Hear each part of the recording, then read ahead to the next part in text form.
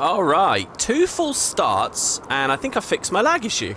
Which is a much nicer way of starting this video than the other 2. Last time I was talking about how my chair rolled over my glasses multiple times in the past week, but they're fine. We talked a bit about the music, but yeah, I've been having lag issues, guys, like so bad. However, I think I fixed it now. Turns out in like one of the latest editions of OBS, they have this thing called like dynamic bitrate adjustment, which means if the internet starts taking a crap, it will automatically throttle the bitrate way down. Oh my god, the dialogue. Why? We're in Divinity's Reach. It's usually quiet here.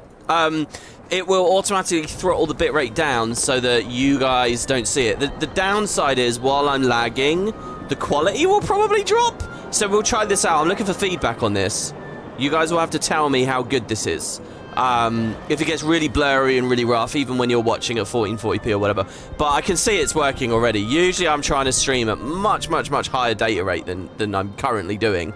But it's going all over the place. It's going up and down, and so yeah, we'll see. You guys will just have to let me know. But at least this way we can actually work, we can do some stuff. So yeah, hello. Hopefully that gets rid of a bit of a background anxiety while we're recording as well, which will be quite nice. So day 5, I'm feeling really good today. I'm feeling like we can make a lot of progress, and I'm super up for playing more of the expansion. The past couple of days in game, nothing too special or interesting has really happened with me. I've just been doing tournaments, just been getting gold. I did record a video with Boots, kind of. I don't know whether we'll put it up, because we both sat down to play together, and we were like, okay, we can do a video. But we both assumed each other would put it on the other person's channel because we thought the video was too, like, ticky-tacky for our own channels. And it's a sky-scale dogfight. But, you know, we had a cool conversation there. I really want him to upload it because we had a cool conversation about World versus World. Because, you guys, you know that the sky scale has fireballs now. It's kind of, like, vaguely in combat. Wouldn't it be really cool in World versus World? Just imagine the visual of this. I just want you to imagine how this looks. Kind of like the airships defending Stonemist Castle. You're defending a tower or a keep or something, and there are like 5 or 6 sky scales, mounted dragons ridden by players shooting at Zergs. How cool would that be? I think that they should have, like, you should be able to use a Tactivator or something. One of the upgrades. And there's so much cool infrastructure in World versus World. In fact, let's go in there. I'll show you guys what I mean for a real quick second here. There's so much cool stuff they haven't looked at or updated since Heart of Thorns that they could do. And putting, like, just, you know how, like, a dragon banner comes in? So let's say look at SMC. Oh, they haven't had it for very long. Let's look at this garrison. Here we go. They've owned this garrison. So they've chosen Hardened Siege. They've chosen Press of the Keep. They've chosen the emergency waypoint. They've chosen the turtle banner, right? Now, when I come over to the Overlook waypoint, now, World versus World players, don't be too mad here. Clearly, the garrison's not going to get attacked in a second. They've got a whole Zerg here. But, you know, I can come over to the Tactivators. I can pull this lever, and it will spawn a banner for me. And I can pick up the turtle banner, and I can defend with these super overpowered things. Only one guy gets this banner, right? Now, imagine that they just had an upgrade that instead of the turtle banner, which cools down in 20 minutes, instead of dropping banners, it drops 5, like, rentable sky scales. And if it's a tower, maybe you get 1 sky scale. If it's a keep, maybe you get 5. If it's SMC, maybe you get 10.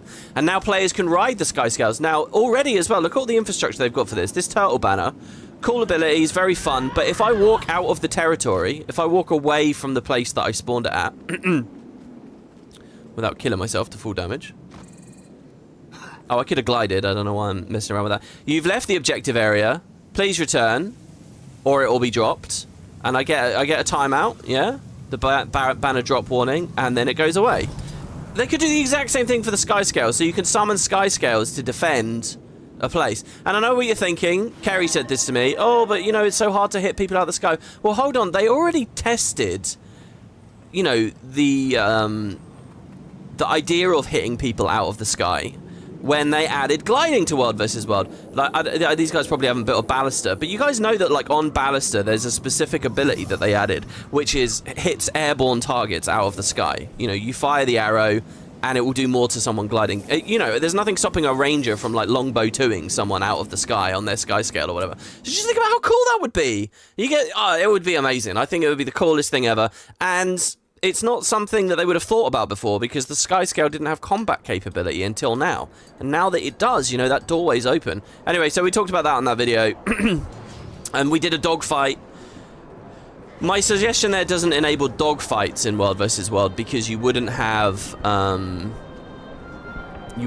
enemy Sky Scales assaulting keeps. But maybe there's a way they could have done that as well, like the Dune buggy or whatever. But yeah, just fun ideas, just fun concepts. And yeah, you guys let me know if the quality's rubbish, please. Hello to people streaming in the live chat. Okay, now I've got some big news here as well, not really related to the expansion. So as I said, I've been doing tournaments for money and whatever. And I mentioned in one of these full starts to this episode just a minute ago. I don't know whether this is that interesting to people, but, you know, I used to do this thing called Guild Wars Master where I was trying to get everything in the game. I'm actually still doing that. It's just not a series. I don't know whether people are that interested in my progress with it, but I hit a really good break point yesterday, which is, so for the guaranteed wardrobe unlocker, I now have all the skins that are less than 30 gold. Which is a huge, huge accomplishment. It means that when I open Black Lion chests and I get guaranteed wardrobe unlockers or weapon unlockers or armor unlockers, anytime I get one of those, it will be worth over 30 gold. So for example, I might get an outfit, which is like 800 gems, okay? I might get this glider, which is 800 gems, or I might get a skin, which is worth 400 gems. Or I might get, you know, so then there's these weapons, like the chained weapons. These are all the ones I have left to get, they're all at least 30 gold. So even when it's not a gem store thing, when it's just a thing I could get on the TP, see, look how expensive all of these are. 30, 30, or I might get really lucky, get a 48 gold one, or a 100 gold skin. Everything on this list, basically, is worth wild amount of money. And instead of spending full price, I can just open a Black Lion chest, get an unlocker, and get it much, much, much cheaper for the average price of whatever the gems are, blah, blah, blah, which I haven't exactly mathed out, but I'm pretty sure, you know, 30 gold is a good choke point.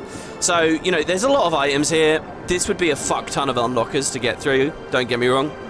But, you know, this is like a multiple year-long project or whatever.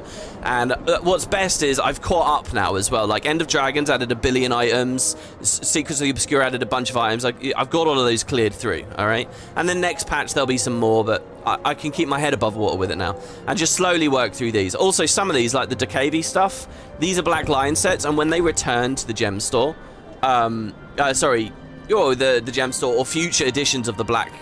I don't know how to spell it. Let's just type Doc with double K. That will come up. All of these are really expensive. Like, look at these. Actually, they've come down in price heavily. But anyway, they'll drop massively coming up in the future. So some of these I'll just be able to buy my way through. Abyssal Fractal weapons. This means I can get this collection without spending the currency on it. And I can instead hoard my currency away for Fractal God. Which is not something I really have very much progress to at all, by the way. I don't know how people manage to get Fractal God. It's so boring. Oh my god. You know, PvP, I can do every day. I can do relentlessly. Every game is different. There's a lot to think about. There's a lot to interact with. It's fun. World vs. World even. Roaming can be pretty boring at the wrong hour. Zerging can be pretty boring at the wrong hour. But I can do it. Fractals? Oh man, I burn out. I could do like daily fractals for maybe 3-4 weeks tops and I burn out. And for Fractal God, you got to do like a year. So, you know, getting the Abyssal stuff is really good for me, and I'm happy to unlock those. Anyway, so I just yesterday hit the point where I'm now happy to use unlockers again. I can spend my gold on gems, on keys, and that is now the most efficient way of unlocking this stuff. I'm at that point, and I think that's what I'll be doing. But to celebrate, I actually bought gems. I do this very rarely. I don't think I've bought gems for at least a year. And last year, maybe I only did it once or something. But I bought gems, I bought some keys, and I opened them last night, just expecting to just ding some random stuff on this. Now, does anyone notice anything about my inventory?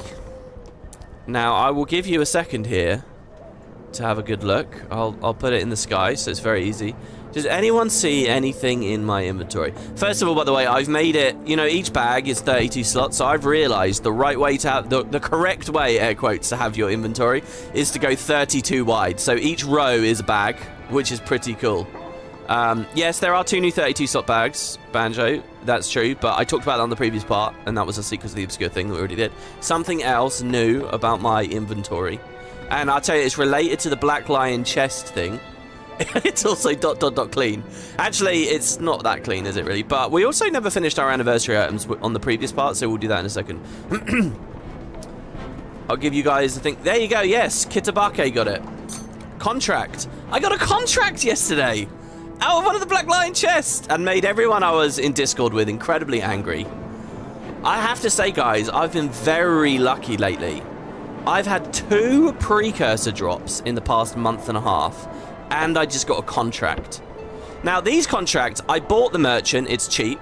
I bought the canister, it's cheap. I bought the trader, it's expensive as fuck. I bought that. I got the bank access, like, years ago now. Lucky. I got the bank access, which is expensive as fuck. I've already had a contract drop before. So just to bring the noobs into the loop, when you preview a Black Lion chest, you've got like this super rare category down here, and when it says super rare, it means super fucking rare, okay? I really haven't opened many Black Lion chests throughout my career playing Guild Wars, and I've actually had 2 contracts now. So anyway, so I've had these contracts, these ones here. The Endless Reinforcing Canister kind of gets joked about now because they changed the repair system and it's essentially a wasted item or whatever. But, you know, in my shared slots, since I've had these 4, the Trading Post, the Merchant, the Bank, the Canister, I've kind of entertained the idea of having a full collection. I think it would look really cool if, you know, every time I press I and open my inventory in a video or something, on the top row is like a full suite of the, you know, that's like a super nerd goal, right? To have every single one there. I think that's a cool idea. But, you know, there's a contract in this list that is A, really expensive, and B, not something that really appeals to me. So if I type contract, here's the full set of contracts, okay? So we got the Reinforcing Canister, 300 gold nowadays. It was more expensive than that when I got it, I think, but still basically cheap. Bank access, 6,000 gold. I got lucky on this once upon a time.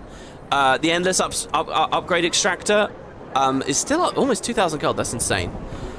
Black Lion Merchant, Trading Post. There's basically, before Secrets of the Obscure came out, there was one last one I needed to get. The Upgrade Extractor I need to get, and the Hairstylist. Now, the Hairstylist is insanely expensive. It's so pricey, and all it really does is it gives you a mini version of the character creator forever. Now, that's really cool for some players. Some players are going to look at that and be like, oh my god, that's the best thing. I can change my hair. I think you can change your eyes and your face and everything. And it's like, if you like Fashion Wars, this is just the coolest thing ever. But it's really expensive. It has no gameplay functionality. So I was always like, maybe I won't do this thing. This idea to have the row of items up here. Maybe I won't do this because at the end of the day, I'm not the kind of player who'd really enjoy this, and it's so pricey. And what is the item I got yesterday? What is this? This is a permanent hairstyle contract. That's what I got. You know, not only did I roll... This is how lucky I am. Not only did I roll a contract, I rolled one that I didn't have in the collection yet. One that I was iffy about ever getting. So I'm kind of in a decision now. I could take 2,000 gold, or nearly 3,000 gold. I could sell that instantly right now, and I could have 2,000 gold. And I'm sorry I never opened it on a video. That would have been amazing to see in a video, you know, but maybe it's a good thing, because if people see someone get a good drop out of a Black Lion chest, it just means everybody goes off and buys keys, and then everyone gets disappointed. So, you know. So I could sell this, but here's the way I look at it. You know, easy come, easy go. I don't really view that as 2,222 gold I had in the first place. This is just a... So I think I'm going to double-click this and proc the contract. I think I am. And I'll tell you how much... I can't tell you how much satisfaction I get looking at these icons, like that Trading Post icon, but with a different color. So, yeah, here we go. We're gonna bind it. There it is. I can't sell it anymore. It's over. There's the permanent self-style hair kit, and the player of the game that really should not have this now has it. And it's going to sit here, along with all these other items which have use, you know. They keep my inventory clean, or I actually click them. This, I don't know when I'll ever really click. But here, we could do something. I haven't changed how this looks for years, and I really mean years. If people don't know, what happened was, after the first year of playing the game, I changed her face a little bit. I made like her skin slightly darker, like to suggest that she was a bit older maybe. And then I think I changed her ears like maybe a year later than that. Like the idea was every year she'd look a bit older. The thing is, it's been 11 years now. I mean, she would just look like an old lady if that was possible. There's no like age slider in Guild Wars, unfortunately. Thinking about Baldur's Gate here. So I haven't changed it for ages, but I feel like if there's ever going to be an occasion that Liz needs to look a little bit different, This is probably it. And actually, so what I'm realizing is really good about this now is, you know, when you're into Fashion Wars, I don't know much about Fashion Wars, but I can tell you guys this. The main thing people like to do is they like to coordinate the accent color on their armor with their eyes. And also, if you have hair, like your hair accessory, people love to do that. And Liz is vaguely color coordinated here anyway, with the eyeballs are synced with her eyeballs. So what this kind of means, if you own this, is you can, like, I could give her a blue theme now, because I could just change her hair. Oh, I guess I can't change her eyes. I can change her ears or her hair. But I can change her hair color. I don't know, though. I'm kind of nervous about this. Wow, there's some wacky-ass new Asura hair, eh? There's something always very odd about hair customization in RPGs to me. It always just looks so weird, you know, when it first swaps, like it's totally fake or something, but then your eyes click in and it's like, oh no, that does work. So I don't know, we could give her an exclusive hair. What was her hair before? There, that was her hair. Pretty generic, right? I mean, this is a vanilla hair. Lots of people have this hair. I've never given her an exclusive one. I feel like she'd just look way too different if I ever did that. I don't want to actually change the hairstyle. We can change the colour, though. We can make it a bit browner. I guess it actually doesn't... There you go, that's a new colour, and that's a little bit deeper. Should we go with mahogany? Looks more layered now. There's no accessory in this hair, but hey. And then her ears, maybe we can flare her ear tip out a bit. I like the thicker ears, to be honest. Let's make them thicker, slightly shorter. It's kind of ugly seeing it clip into the big shoulders. Someone I was doing HDCM with said, WP, you love the big shoulders. And I never realised that about myself until he said it, but it's true. All my characters have big shoulder pieces. Because they look good.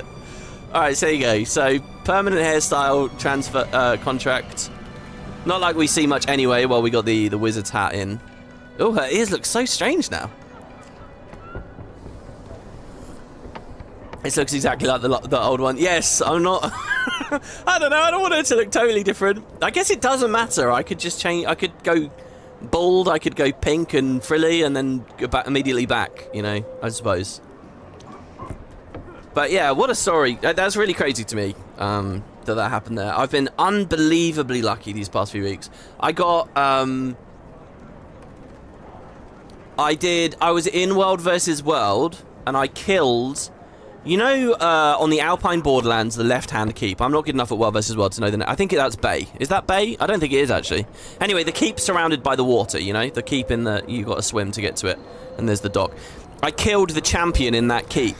Like, early morning, about 4 or 5 weeks ago. Just some small commander, and we just flipped that keep. And I killed that champion, and he dropped the incinerator precursor for me, Spark. I got a precursor just straight up from that. And that was like... I don't even remember, 200 gold maybe? Because the precursors are cheaper these days, but whatever. And I was like, whoa, I just got a precursor, that's insane.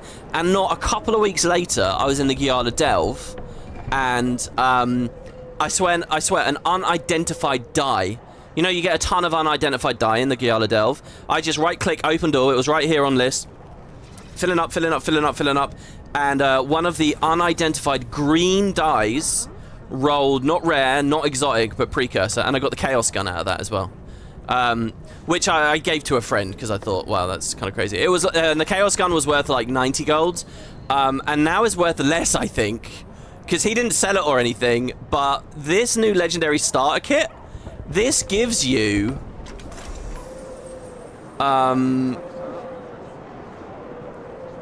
yeah, Quip, here you go, Starter Kit Quip.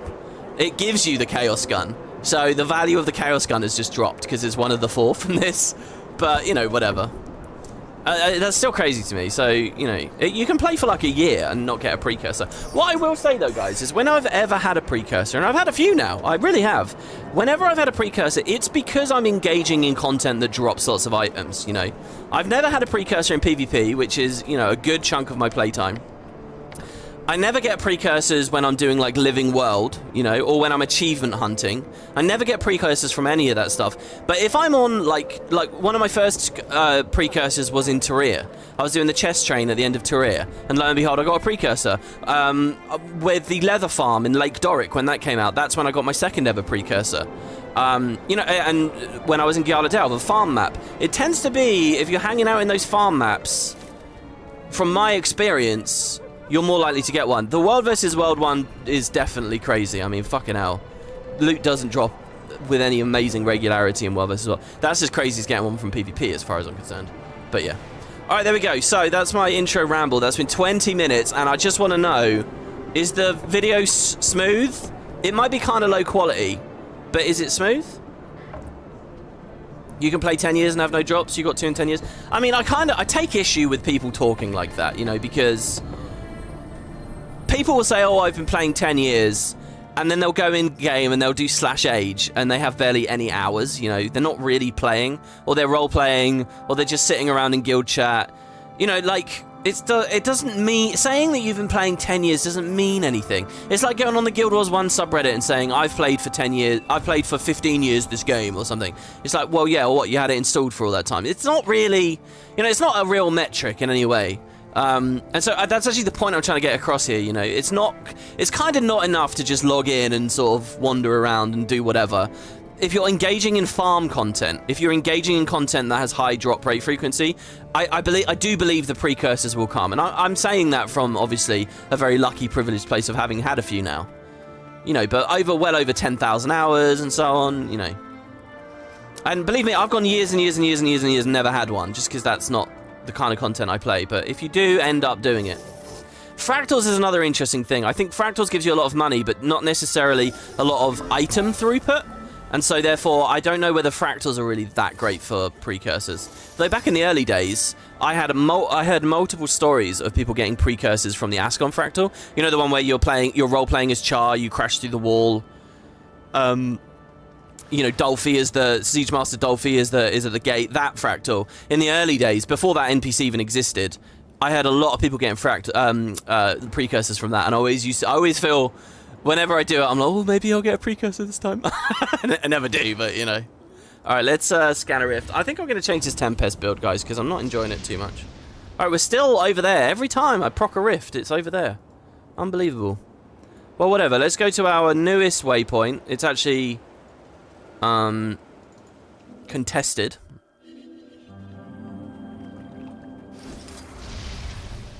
And we'll see what we can do when we get over there. And I hope you guys have all had a good day. I just had an egg sandwich. And I've got a hot chocolate here. Right here. I'm all popcorned out, by the way. I've got all these lovely recipes and comments from you guys. I mean, really lovely. But I think I've had enough popcorn. I really had way too much popcorn. And you know, popcorn's kind of like gritty and bitty and stuff. You get stuck between your teeth. And I've had something really annoying. No matter how many times I brush my teeth or try and get in there, one of my teeth feels really sensitive to hot and cold suddenly. And I feel like there's something wedged in there. And I can't for the life of me. Actually, it feels okay today. I don't know, is that a normal thing? If you get like a little bit of food lodged between a tooth, does it become sensitive to temperature or something? But yeah, go to the dentist. If it carries on, I certainly will have to. It's not like painful or anything, but it is definitely a weird sensation. So I think that when I was eating a piece of popcorn, something got lodged in back there. But you never know, you know, if something ever gets lodged, it tends to just fix itself. Like one day you'll brush your teeth and it will just be done. Sensitive means you have a cavity. Really? It's dentist time. Really? Oh, I'll tell you guys how that goes then. I've never had a cavity. Your root's nerves could be super sensitive there. Really? Oh, that's kind of a manky story then, actually, now, isn't it? Oh my god, why am I doing so much damage to that thing? Well, this event triggered last time we were playing, but we didn't do it. I think it procced right before we got there. So the possessed gargantuan grub. Let's turn the dialogue back on. I wonder if I can get a transfer to somewhere else. It's not like, it's not normal sensitive, only to heat. Like I had an ice pop, a lollipop the other day, right? And I was like, oh, that tooth feels cold, really cold.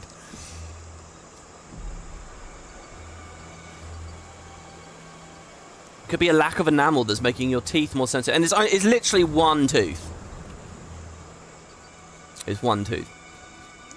So we'll see. There's a champion Wyvern up here.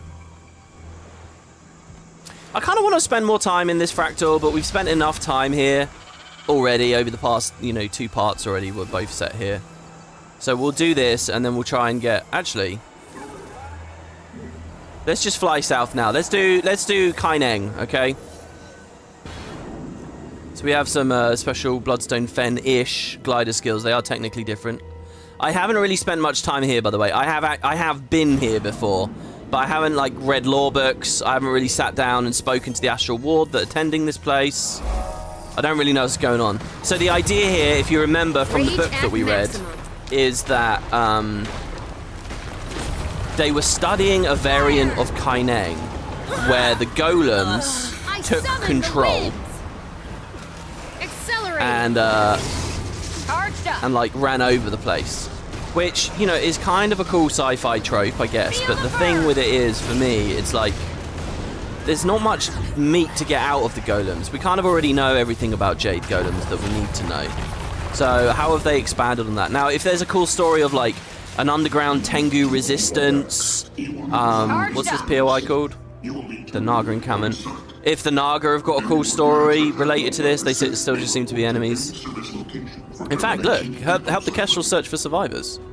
There is a Tengu resistance. Well, let's work our way over to the waypoint first. And there seems to be a Cryptis event here. Dexicos the Covetous.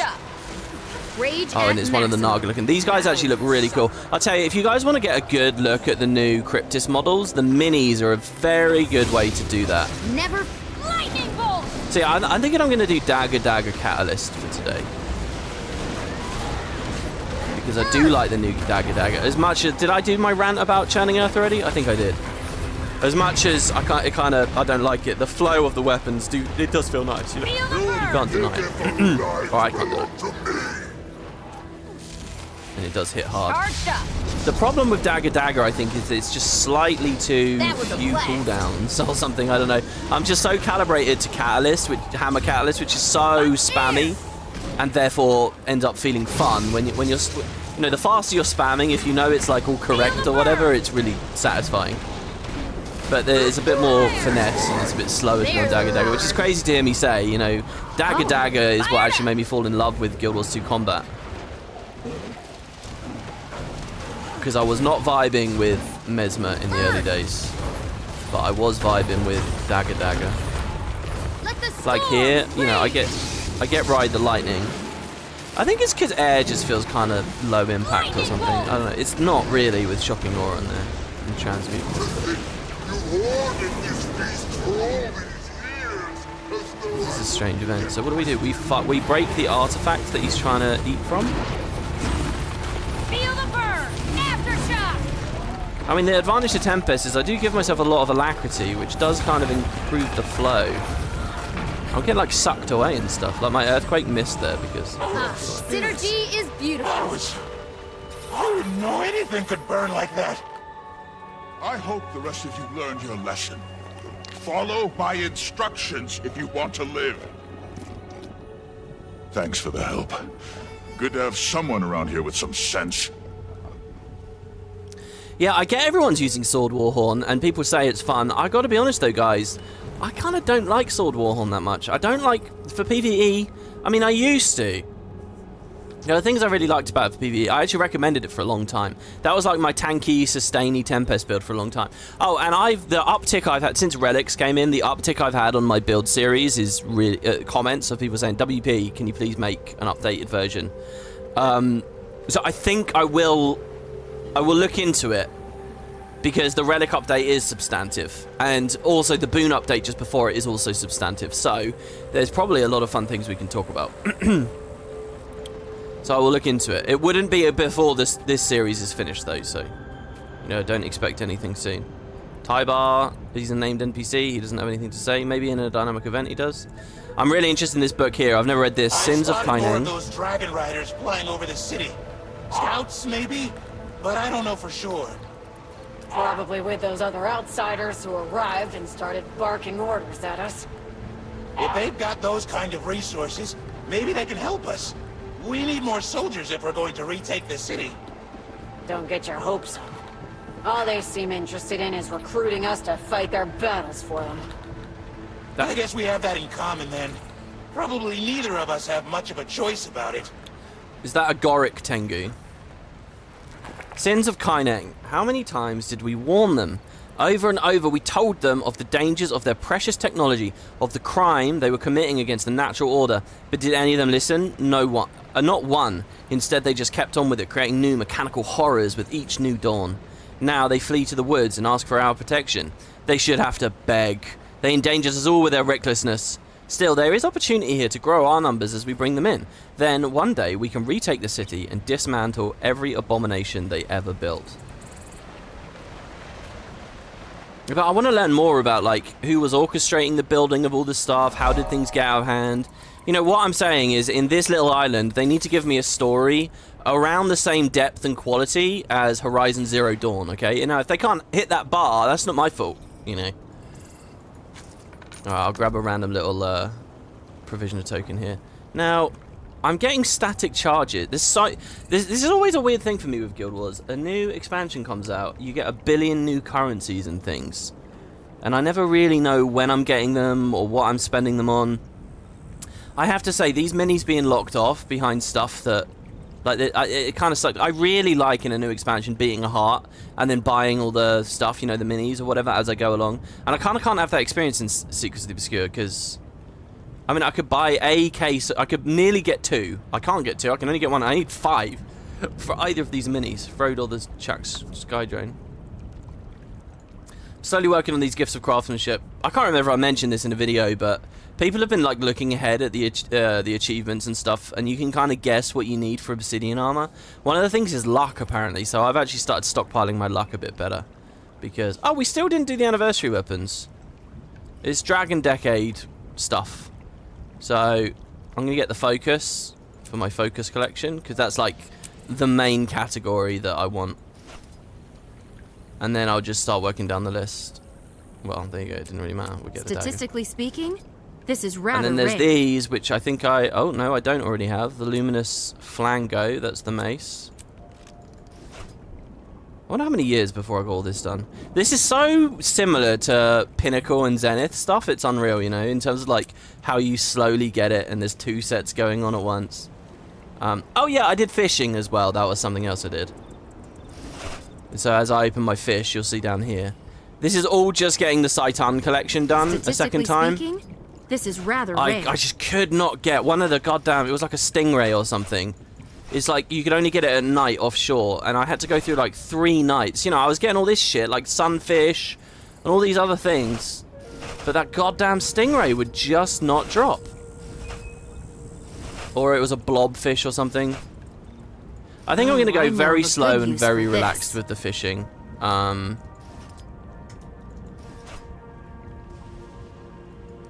For the rest of cod fishing amongst mere minnows. Sorry. However, I'm really excited to do a bit of the new fishing in this X-Pack. In fact, one of the pools of water in the Maguma fractal I was going to fish in, but we've walked past it now. Because I've got like a ton of bait and stuff up here, you see, and I assume... I don't know whether this... The way that the fishing worked in End of Dragons was each region kind of had like a special bait. So like scorpions were associated with the desert. Lava beetles were associated with the Ring of Fire. These are the lava beetles here. You know, night crawlers were something somewhere, maybe a jungle map or something. You get it. I don't know whether there's a new bait for this area. I think there should be, because all the flavor of the different baits was something I actually really ended up enjoying while doing that. You know, I was thinking the whole time of doing that as a series, you know, and we could just chat and it would be streams, but it was too passive, guys. I'm happy I did it on my own in the end. And yet you try to keep it from me. Damn it all. We gotta destroy these relics now! Oh, this event's looped already. Is futile. You will all be mine. Oh wow, look, there's a character called Min G over there. Help them set up emergency station broadcasts. I guess we can do this again. It's all good experience. This is one of those rare periods in Guild Wars where just doing events is very good for it feels good because you get experience, so you get mastery progress. It might be easier as well if it's not scaled too far. And on that note, by the way, you know, the other thing that events really should have is karma. You know, it should feel satisfying doing events always because karma should feel satisfying always. And Guild Wars is firmly back in that space again for any, like, person who plays the game to a reasonable extent.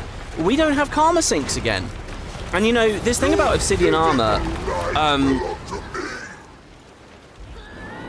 obsidian armor in Guild Wars 1 was crafted with obsidian shards, who would have thought, you know, and a lot of Ecto as well. But that was like the thing. So if obsidian armor's coming into Guild Wars 2, it seems pretty obvious to me that obsidian shards should be a part of this thing. And obsidian shards equal karma in this game, right? So like if you look here in my bank, I think I took them all out. I have 1,500 of the fucking things. I've never even bought any of these. I've never spent any karma on any of that 1,000. I'm just getting them from somewhere. I can't remember where. Maybe one of the World versus World reward tracks or something like that. I'm just getting flooded with obsidian shards. And I have a character sitting around with a bunch of random trash items who has like another 5 or 6 stacks of the goddamn things. So not only do I have an obscene amount of karma, 13 million karma, which, by the way, isn't even that much compared to raiders, who get like a ludicrous amount now.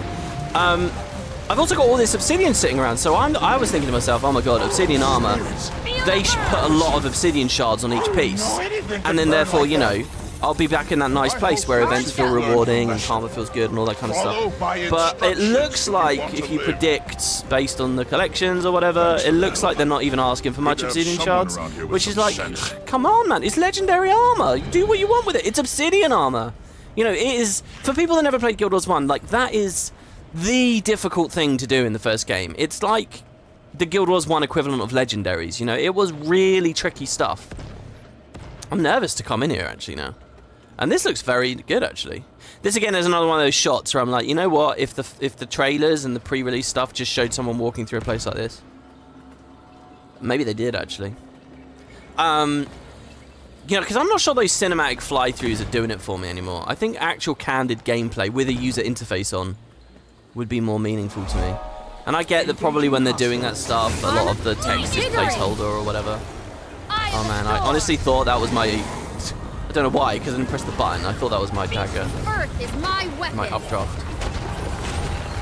Actually, do need to put catalyst back on so we can get the quickness. Yeah, what was I saying? I don't know. Obsidian armor, I'm happy for that to be a big sink. Obviously, I have that bias as someone who plays too much of the game, so, you know, maybe take what I say with a grain of salt. You know, I've started, and maybe having barely any obsidian shards is fine, but it feels to me like an iconic, a good match, and they missed it. Oh, we lose the shouts, which is a bit of a shame. What do I want to use here? I don't really want to use the augments. I don't like them very much. We're going to get in combat because, of course, you're not allowed to stand still for a second in Guild Wars. I don't know. Let's put Signet Fire on. I want a stun break of some kind. I guess we can do Arcane Shield. Well, let's use the air augment just for fun. Okay. Thank you for that. Not standing anywhere near you. You did one shot and didn't even try to continue the fight. You just put me in combat. That's all that you did. We can use the water augment, I suppose, because it's lots of packets of damage, which means that we charge up our thing. There's actually quality of life on this, and there's damage on it as well. I believe it's not actually meta to use this in structured PvE anymore. I think people just favour spamming Arcane Blast or something. Christ, what was I saying? Yeah, this thing about, like, you know, streamers, video makers, people who spend their lives making content for a specific game or whatever, you know, going in way too deep with it. They all start like recommending more and more grinds, and you know, saying stuff runs out too quickly, you get things too easy.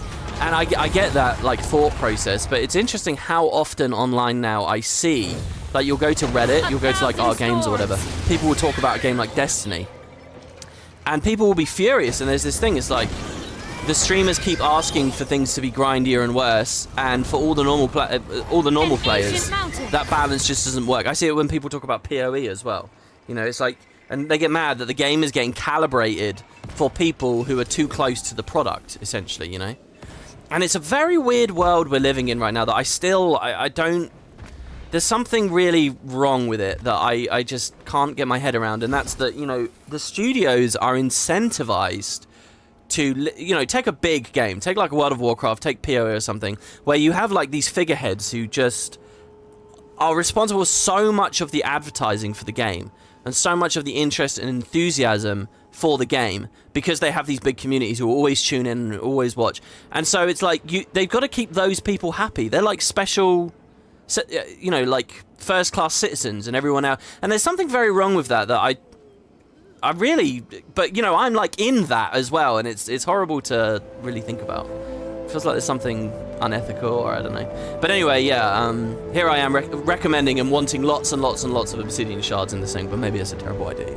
On the other hand, you know, pundits, people who are critiquing this stuff, hopefully quite often they think about something more than themselves. And that's what I usually try to do. That was a really cool vista. You know, I've seen a lot of vistas over the years. Most of the time, I just switch my brain off. I don't really think about it anymore. But this was really well framed.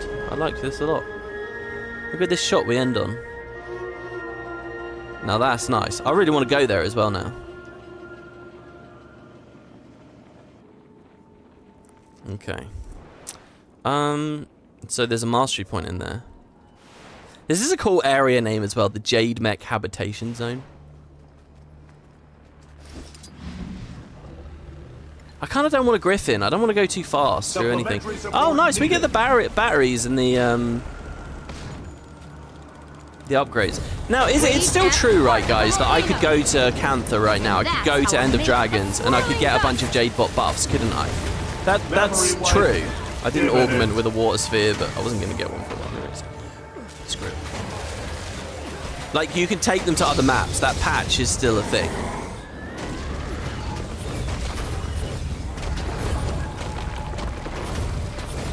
I think ArenaNet have got a bit of an issue with the telegraphing stuff here. The new updraft telegraph, and also one of the Spectre telegraphs. They look like enemy tails, and it's kind of rough. So the fact that these are in this map doesn't necessarily mean that much. Oh, did I not assign my... No, I did. Oh no, we want this one. We don't care about stab in PvE. Armor enhanced. A winter storm. See, and this is the other problem with Dagger. On Hammer, you get all the little orbiting orbs, and they are responsible for so much of your energy. On this, not so much. So actually, maybe I put on Arcane Blast, because maybe that helps me with my energy as well. Arcane Wave, how do AoEs work? Do I get 5 times the energy? I don't think I do. Wow, this cannon's really tanky. A swirling gust.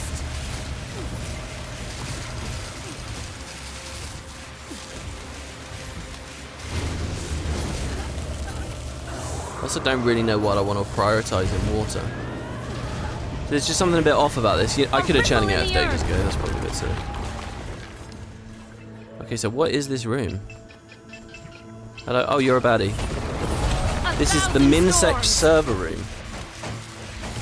So do you think the Minsec are kind of the bad guys in this? I mean, they somewhat were with Lee. If you can say that their leader...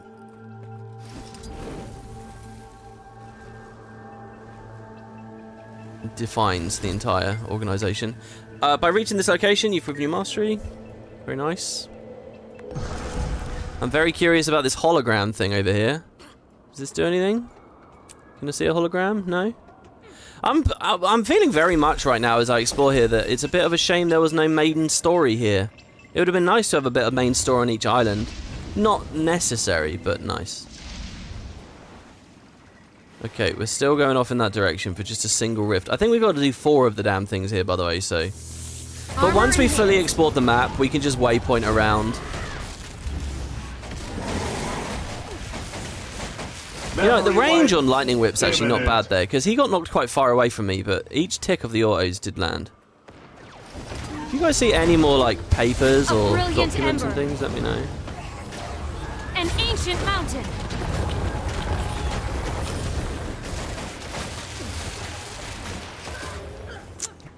A swift stream. Also, maybe the fireways are the more fun thing to sit around spamming. Also, I don't really know whether I want to do fresh air on this.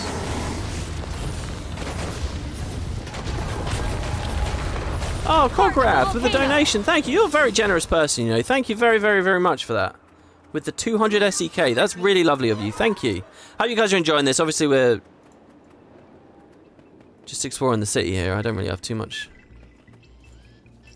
fascinating to say. But thank you, man. That's really nice. In fact, yeah, if you guys have got questions for me and stuff in chat, we can mix in a bit of Q&A while I'm exploring. WP, what fractals would you like to explore in the future maps? Well, there's obviously the Fallen Divinity's Reach thing. I think that could be really interesting. I love the idea of Logan as being like the baddie for a while in the upcoming story. I think that'd be so cool. And especially like a Logan v Logan, or, you know, they can leverage that into some Zodja's story as well. You know, Zodja's struggling with having been in the Blighting Pod and what her life became, and disappointed about Ratasum and all this kind of stuff. And maybe it'd be interesting to see a reflection of Logan, who seemed to recover quicker than her. You are not allowed in Kaiju City. You will be terminated on sight. Any organics that have not left the city will report to any service location for termination and upcycling. Upcycling, okay, lovely. Will be processed into mulch and used on the zip lines, which will give me more batteries, which I'm alright with. Yeah, so I don't know. I think that could be good. The other side of it, though, is just what wacky alternate Tyria ideas are there that maybe the expansion didn't even discuss, you know? And there's probably quite a few. The thing that really throws it for me a bit is the world versus world lore, where it's like there's already lots of other near identical versions of Tyria, and those are the servers that we play at and stuff, you know. I don't think we're meant to look too closely at that lore, but I always find my head going back to it and thinking, oh, does this detract from what's going on here? Look, there's a Tengu event I really want to do. Stormy Silvercrest. Not everyone was able to get out. We're outnumbered and we can't get them out on our own. Will you help us? Of course. Alright, everyone. Oh, by the way, you guys can play with me. I'm on EU. You can join the tag. Just type /SQ list. SQ join list, sorry, this. You see in the bottom left of the screen? You just type that and you'll be in my squad. And then therefore you can get to my map. An ancient mountain.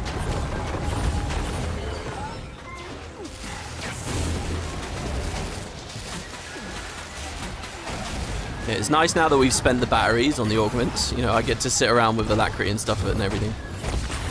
So yeah, I don't know. Other cool. To be honest, I'm not that keen on too many Elseworld stories. I mean, they're fun novelties, and I think they're a clever way of providing new areas to explore in the expansion in sort of a more budgetary way or whatever. But you know, when I think about stories I want from this game, I want to see Malik and the other tree. I want to see stuff in the real Tyria, you know. I want to see stuff that you're going to find very soon is in this expansion. Go further with, you know. Like, because I said this before in one of the earlier parts, I'll say it again. Almost every big ticket thing you can think about Guild Wars 2's lore is in this expansion in some capacity. Almost. I mean, I'm saying Malik here. I don't actually know of any Malik stuff in this expansion. A ripple in But the earth. you know, for the moment, there's such an overwhelming number of topics covered in this expansion that I'm perfectly fine for there not to be a Malik thing, because I don't feel like they forgot about Malik. I don't feel like they don't care about Malik. I just feel like it's not the time, you know? And there might even be a goddamn Malik thing, for all I know, but let's say there's not, right? I wouldn't be disappointed in that, because they've done such a good job on everything else. It's like, I feel like I'm in such safe hands, you know? Quickly, get them ready to move. We'll keep watch. Okay, let's res the peasants. I'm always disappointed with escort events. They never talk... Oh, well, not always. The best escort... Actually, I'll ask you guys, what do you think, for lore enthusiasts, the best escort in the game has been for you? You know, like, you're doing the escort, and it's like, wow, this is cool lore. I'm learning a lot of fun and amazing things here. What do you guys think for you is... Because I have a very clear idea. Mr. Bots, kill organic life? No, that doesn't make sense. Why should I harm them? Mr. Bots is... Wait. Who's Mr. Bots? Is that Yao's robot? Was that what Mr. Bots was? Is that you? That's me. I apologize, but do I know you? You don't remember me, the commander? How stupid is the commander? The commander gets it. Oh, this is the meta ally inside Tongue, is it? Okay. I don't know anyone by the name of Commander. If it would make you feel better, I could pretend to recognize you. That's okay. Take care of yourself, Mr. Bots. Oh, I like that. That's very sweet. Yeah, so let's see what you guys are saying. DRMs? Your favorite escort? What if there's a fractal of Aaron Zodja has already ascended and doesn't remember her?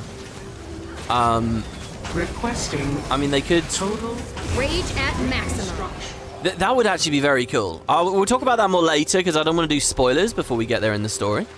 But yeah, that's a cool idea. Alright, for me, Wing 3. Okay, raids don't count. Raids don't count and DRMs don't count. How can you join the guild on EU? You just mail me. I didn't respond to the mails yesterday, so I've got, 6 or 7 invites here. But I will go through them and you can still mail me. I've been doing it basically every day, so you will get in. Unfortunately, I'm at the point where I'm having to kick a lot of people out of Spud 1 now. And I hate... Basically, here's my process for kicking out of Spud 1 at the moment. If I recognize your username, you're safe. Like, if I'm like, oh, I know this guy. This guy's in Discord all the time. This guy was a really dedicated Spud. Yeah, they maybe haven't logged in for, 9 months. But they're safe, okay?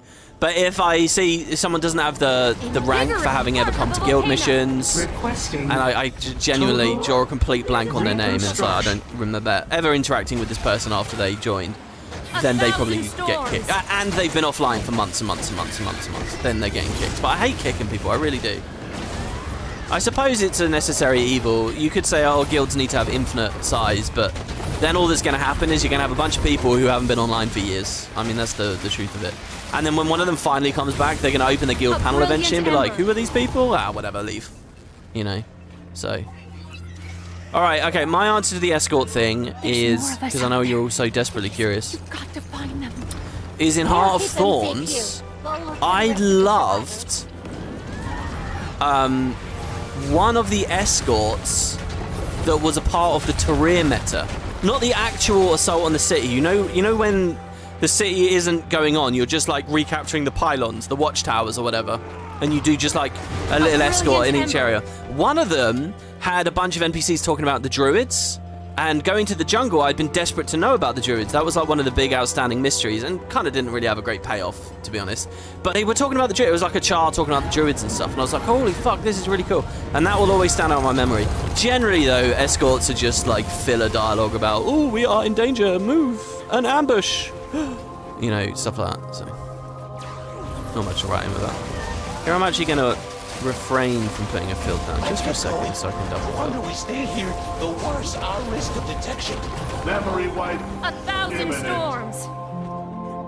I do see that engineer's log. I do want to do it, but, I want to continue with the event here as well. Feel free to kick me if you haven't already. You haven't played in years. You might be in the guild, Steph. Because, yeah, if I saw Steph in there, I would not kick you. The Blighting Tree escort was nice. Yeah, so there definitely are some. I think Core Tyria had a certain... je ne sais quoi, I don't know. There's a certain vibe that I really enjoyed. Like when I'm doing just... Because it was so difficult to know what mattered in Core, when you're in Bloodtide Coast and you're doing an escort about Tyder Covington or something. They were all really gripping, all the escorts there. But I also think it's because, I was unacclimated to the way dynamic events don't actually matter. How have I lost progress on this event? I am not actually qualified for rewards on this event right now. What the fuck? It's the best end of a boss I can tag. These survivors out. Have you been following us? There's no time. I will protect them, but you must continue on. J Jin is cool. Armor enhanced. Warriors, attack! Okay, well, are we looking for more survivors? Is it because you only tag credit when rezzing the survivors and all the other stuff is just not actually qualifying. And we're moving away from the logbook here now. But don't worry, I remember it is. Dragonfall's escorts to set up the waypoints pretty good. You know, my example there was kind of a meta. I feel like any meta is sort of cheating. In a living world episode where it's tightly bound to the main story, you know. But I mean, that was the vibe with Heart of Thorns, so I don't know what I'm talking about really. I don't know why a Heart of Thorns one should count and those shouldn't. Total An ancient mountain. reconstruction. There's more of them. You find yourself losing participation a lot, really, in this expansion specifically. Exiting. Nice men. Oh. There we go. We have credit again now. Wounded survivor aided. There's one of them somewhere near here. Oh my god, this is satisfying. The big AoEs. A Really should winter put the water up. storm. I was looking at the Weaver heal skill the other day. It's so crap, man. You look at the potency of that thing, it's like, Jesus Christ. Because I was thinking, oh, maybe you can play Hammer Weaver, right? The Weaver heal skill is when you strike a target, it splashes water out, healing you and allies. And I was like, oh, so if you do Hammer Weaver, all the little orbiting hammers can proc the Weaver heal skill. So the Weaver heal skill is now good. That was the plan, but it's so shit. Like, especially if you compare it to the Catalyst heal, which is just like, that's 1,400 every tick and has no requirements for each tick. It just pulses. I earned The this. Weaver one has a requirement and is like 500 health. It's like There are nothing. more people out there. I need to get these emergency broadcast stations set up for Oh, them. what a pleasant The surprise. survivors we found are on their way, and we're already here. Let's get it done. Okay, so who's this famed engineer that's probably responsible for all this? Keep your heads down. I really don't want to be seen. Okay, we'll catch up in a second. I brought my concerns to Chief Engineer Min Ji. This is the person we're with today. I just couldn't bear the weight of it anymore, the risk of what we're undertaking. She listened patiently, saying nothing, and then listed all the standard arguments in favour that we've all heard 1,000 times. This made me angry, like my words were just bouncing off of her, like nothing could actually get through. But I saw something in her face I've never seen before, a look of, I don't know for sure, but I think it was fear. Fear of the unknown that we're charging into. Fear of the fact that it's too late to stop it. And then, this is making me think of goddamn Oppenheimer here, which I haven't seen yet, but is... Did anyone in chat do the whole Barbenheimer thing? Where you watch the Barbie movie and Oppenheimer together as a double feature? And then she said something right before I left. The future will decide if we were right. But there was no comfort. Yeah, there's no comfort in that. There's no comfort in it, just resignation. Like she already knows what they'll say.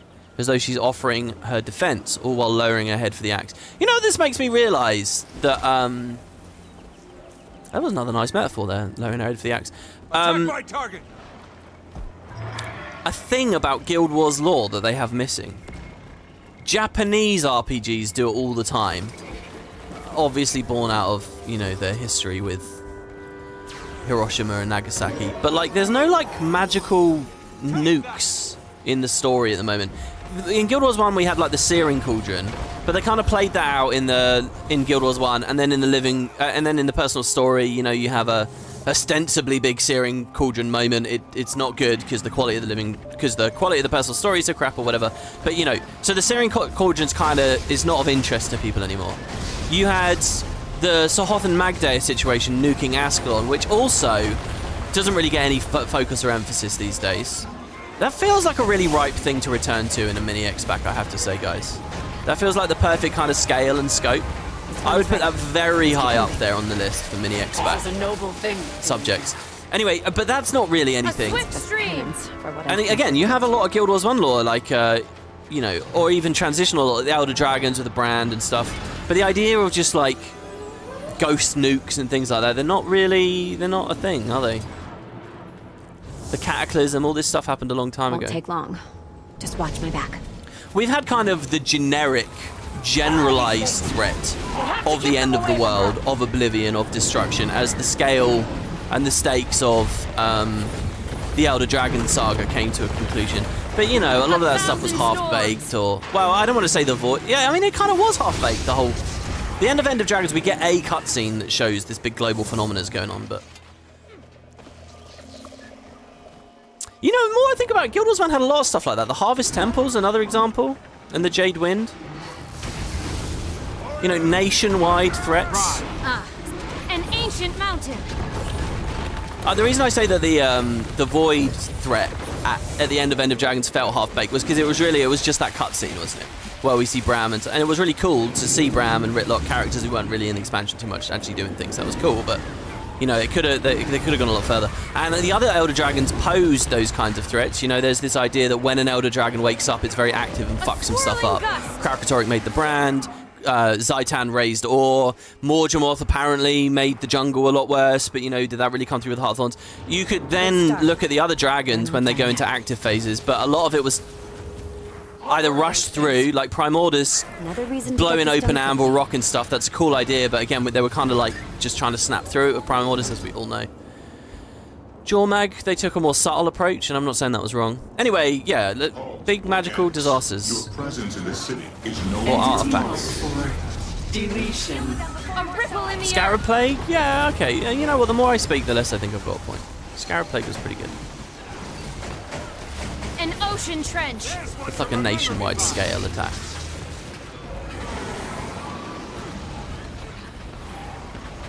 Thormanova would be a bit like Chernobyl. Good point with Thormanova, yeah, and that's been emphasised quite well.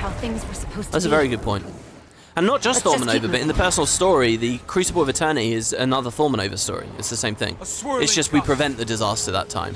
And we save Mount Maelstrom in the dungeon story. Getting healthy. Bloodstone Fen blowing up was a big boon. That's true, yeah, I'm talking nonsense. There's been plenty of it in Guild Wars. I guess I'm ready for another story like that. I don't know. You must be heard. Maybe it's overdone. Sharp blades, sharp minds. I mean, I wouldn't take anything I say when I'm just waffling away too seriously, guys. Just suppositions.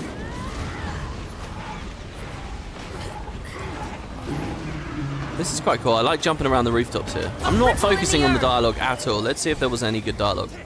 Warriors attack. A good start. We're not done. What were the things? Another reason to get this done quickly. Halt Organics. Your presence in the city is no longer tolerated. We need to deal with them before more show up. This was never how things were supposed to be. Let's keep moving. Here we go. Unidentified life form detected. Unquestionably organic. You must be purged. Well, that's a lucky break. Okay, what is Minji doing, though? She's setting up just emergency broadcasts. To who? The Astral Ward? Yeah, the Eye of Janthir showing us all the nuked pyramids and stuff. Kind of created a sense of those sorts of stakes for The POF. burden isn't lifted yet, but it's nice to not bear it alone. So, her burden... This is the thing always with Guild Wars, where the way that events work is I haven't really been introduced to her, but I guess the suggestion is I'm supposed to know who she is already. She caused this, did she, Minji? Based on that engineer's log. I can't press F and speak to her. That's such a shame.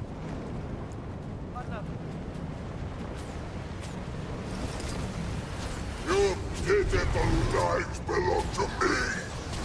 Rage at max. Armor enhanced.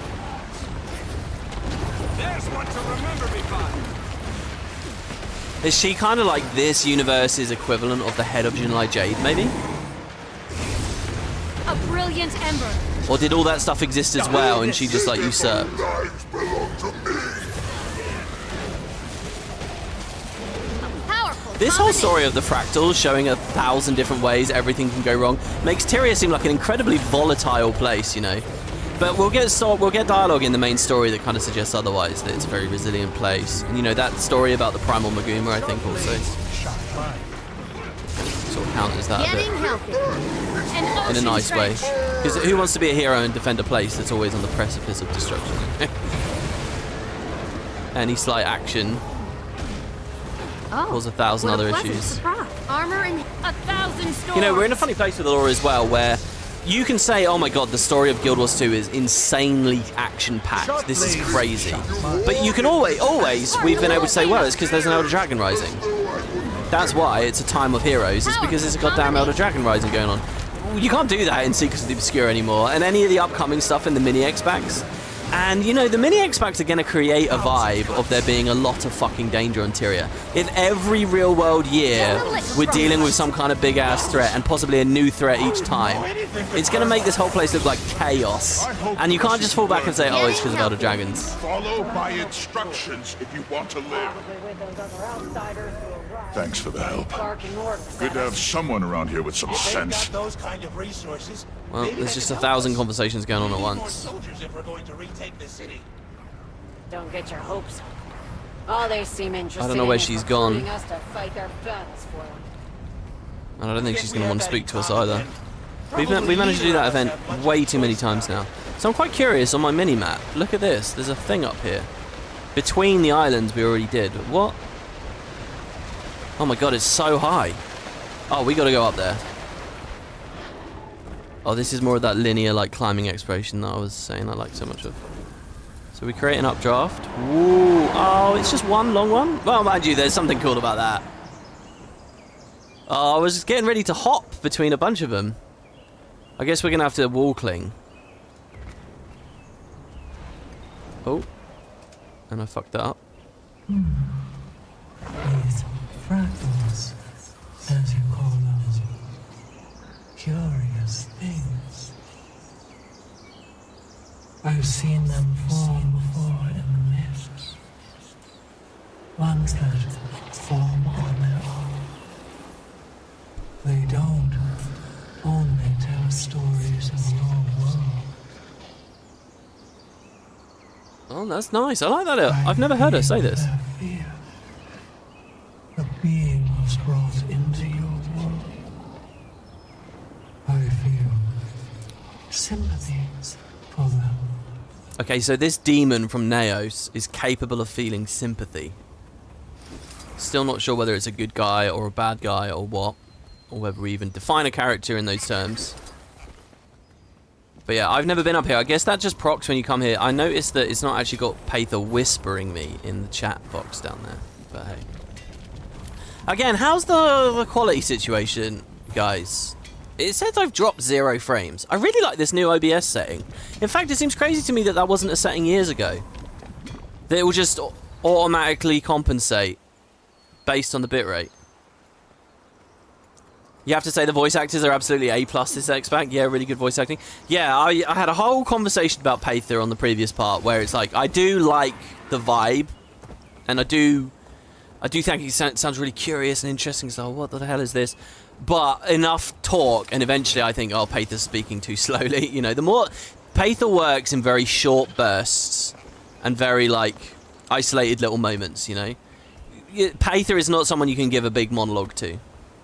I think, anyway, because it's just a little bit too slow. This kind of map design's really interesting. When everyone's got a sky scale, and then it's like sort of half jumping puzzly. I'm not really incentivized to touch each one of those. So Vass's Compassion. I don't know what these are, guys. They're these towers, right? And each one seems to be named after a member of the Astral Ward. And I don't know what the towers are doing, or like what the idea is, really. It's funny, it's like they predicated this whole expansion on the mystery of the Wizard's Tower.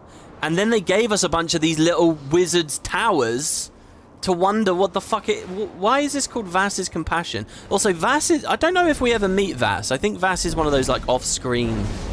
Here's a greater chest, by the way. I've never opened one of these. You saw me get the mastery on the previous part. I've never actually utilized the mastery. So there we go. We get a bunch of unusual coins. This was a weird decision as well. You know, unusual coins were a thing in Cantha. And they decided to make it a thing here as well. And they made a new icon for unusual coins. But the new icon is used on the Canthan ones. So from the perspective of a player just playing through at the moment, it feels like I'm in Cantha again. And even in End of Dragons, I can't really remember what unusual coins were being used for. They were just such a weird currency. It feels like every expansion has to have a like dead or weird material or currency or something. You know, like twisting shards from POF or resonating slivers and all that stuff from Heart of Thorns. And when I say all that stuff, I mean a bunch of the scribing materials. EOD was possibly a bit better. Oh, there's diving goggles there. But again, I'm curious about this tower. I mean, what do I do with these towers? They're named after the characters. And, you know, we've got this idea of bastions. Like, the Bastion of the Penitent was a wizard's... what are they called? No, not Astral Ward. What the hell is the Wizards Collective called? Anyway, it was associated with these guys. And so you got bastions, then you got beacons. So the Wizard's Tower is a beacon. And then this is another beacon, the Beacon of Ages. The Wizard's Court, thank you, Jesus, I was spacing on that. And then they also have these things, and I don't really know what they're all about. Ritual Tower to summon the fractals? Oh, really? Do you think? Do you guys wonder if maybe it has something about how they donated real people into the fractals? I've got like a half-baked theory thing going on, which I think is when someone ascends to the Wizard's Court, you know how Lahir can split his personality? And they're also going to say when you ascend into the court, you lose your memories. It feels to me like ascending is splitting a piece of you away or something. I don't know. And Lahir got like this power, like learned how to manipulate it better or something. But I think this thing of like they donated real people or real souls or real life into the fractals, I think it was themselves. I really do think it was they themselves. And I think that's going to be like a twist or a revelation, either in a lore book or maybe in an upcoming patch or something. And maybe that's what these towers are doing. That's why it's named Vass's Compassion, because it's like Vass has split a part of his life force, his essence, his being, whatever that is, the magical component of his soul. And this is what's donating into this fractal, you know? And so, another one of the tower things... Is this one? No. Is that the first one we found on the... No way, I talked about this before. Yeah, this one, Akeem's Sacrifice, right? See, and they've got names like a Sacrifice and Compassion and shit like that. I don't know. And Akeem was donating to the Ratanovus one. I feel like it's that. It's some kind of like fucked up altruistic thing. And look, I don't want to spoil things, but Zodja has some story in this expansion, and where it's going by the end of the X-Pack might be really interesting if we think about the Ascension in this way. So yeah. Alright, diving goggles. I have no idea, man. Is there a pond down there? Okay, what I'm going to do is I'm going to use my Jade Bot personal waypoint, which is a mastery I hardly ever use, but this will allow us to waypoint back up. And it's a lovely animation. The question is, what angle do we jump off from? Oh my god, that guy's going for it. Are you guys serious? You're jumping all the way over there? Holy shit. Everyone jumped off at like weirdly synchronized timing there. Oh, okay, we're going into this water. I was thinking a bucket. Okay, good job, guys. Wow. They led the way, like, hardcore there. Very much a streamer privilege moment there. That was awesome. Nice, guys. Freefall of New Kaineng. I think there's quite a few diving goggles in the expansion. Yeah, look at this. There's 3 more for me to do. Accelerating. Okay, also, we're near some water, so check this out. The fractured channel fish. So let's have a look at this. I'm curious about the fishing. I'm so happy and amazed they did fishing. Fishing, new ranger pets, stuff like that. The fact they got it in, it makes it feel like an expansion, you know, not just Living World. Which is, you know, we all know what a nonsense thing that is that I just said there. Because Living World can do a lot of fun stuff too. Living World gave us the original Sky Scale. Living World gave us roller beetles and all kinds of stuff. Fishing. So we have to go in the End of Dragons section. But if you look, there's a new thing. Horn of Maguma Fisher. Look at this here, see? The charm of fishing is in pursuing something elusive, though attainable. It's a simple yet profound practice of hope. That's just the generic thing. So collect 21 different fish. So this final row is map 3, which isn't out yet. Arena, I haven't talked about this. They did a fairly elegant, nice little thing. They've done this in the past, but this question mark, and then it says this requirement is shrouded by the mist and will be revealed in the future. You'll see that all over the place. Like in progress for legendary armor and whatever, it's like the next patch will have this. And I like it. But so, I guess this top one is Skywatch, Archipelago. And this one's Amnitas, which is the second map, which we haven't seen, obviously, yet. So what do we got? We got a 3-eyed carp. Nice. Simpsons reference, possibly? An Empress fish. A Jokapu. A Codmander. A Primal Maguma trout. A Queen's flipper. And a fractured fish. So let's get the fractured fish, because that's not even fishing at any hole. It says any bait, any time of day, open waters, so we'll just throw it over here. I wonder how stressed out they are to find flavorful fish. And we'll read the second row when we get to the next map. How about that? Because they did such a good job in Corteria, but there's already so many fish in Corteria. I feel like it'd be a headache to be like, oh yeah, now do another region, you know. You already thought of every cool fish under the sun, now do another one. Well, this is not an easy map either. I don't have fishing food on. Oh, there you go, that's just... Oh no, speckled perch? That's not what we were looking for. We're looking for a fractured fish. Three-eyed fish have happened in real life. Oh yeah, I suppose even The Simpsons might be referencing a real life thing, right? Does chat/WP love the new OST, by the way? I love the theme. To be honest, I don't really have a good sense of it at all. I haven't really listened to it very carefully. The login music is like very understated, and very like slow building to anything. And I'm nearly always off of the character select screen before it goes anywhere. You know, the login, the character select music for the others has been very bombastic, very big, immediately. And I think that's worked well. This one's kind of a bit quieter. It feels very Guild Wars, and it feels kind of magical. I can't say it's evoked anything amazing in me right now, but that's because I haven't really listened very closely to it either. So. Sorry, basically a no comment for now on that one. Like, especially since a lot of my interaction with it now is going to be like this. I'm going to be streaming it with you guys. We get a blow. Why am I getting dings for stuff like blowfish? I guess because I just reset the collection and then didn't do anything with it. Not gonna lie, you hated the End of Dragons theme. It hurt your ears. Really? Okay, when you say hurt your ears, you're just being evocative there, right? You don't actually mean it hurt your ears, do you? Because may I suggest that your speakers were too loud? It's nice, but needs some more variation. Yeah, that might be what I'm getting at, maybe. I don't even know how long it is. I assume it's online. Did McLean put it online? Oh, actually, this is a really good segue. Someone linked me a screenshot of McLean talking about working on the soundtrack the other day. Where did I save that to? The desktop? I was going to put it on one of these videos and I forgot. Yeah, here we go. Right. Take a quick break in the fishing here. I suppose this is a tweet? Question mark? It's here. The Guild Wars 2 Secrets of the Obscure launches today. The soundtrack is available right now on all major streaming platforms. Link in my bio. I'm so excited to share it all with you. Each score has its challenges, but this one in particular was new territory for me and the team. After spending a decade building on and developing music alongside the Elder Dragon storyline, all of a sudden we found ourselves in uncharted waters, or skies in this particular case.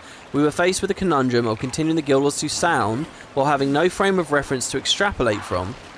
Well, Guild Wars 1 is a frame of reference. Not all of Guild Wars 1 was about dragons.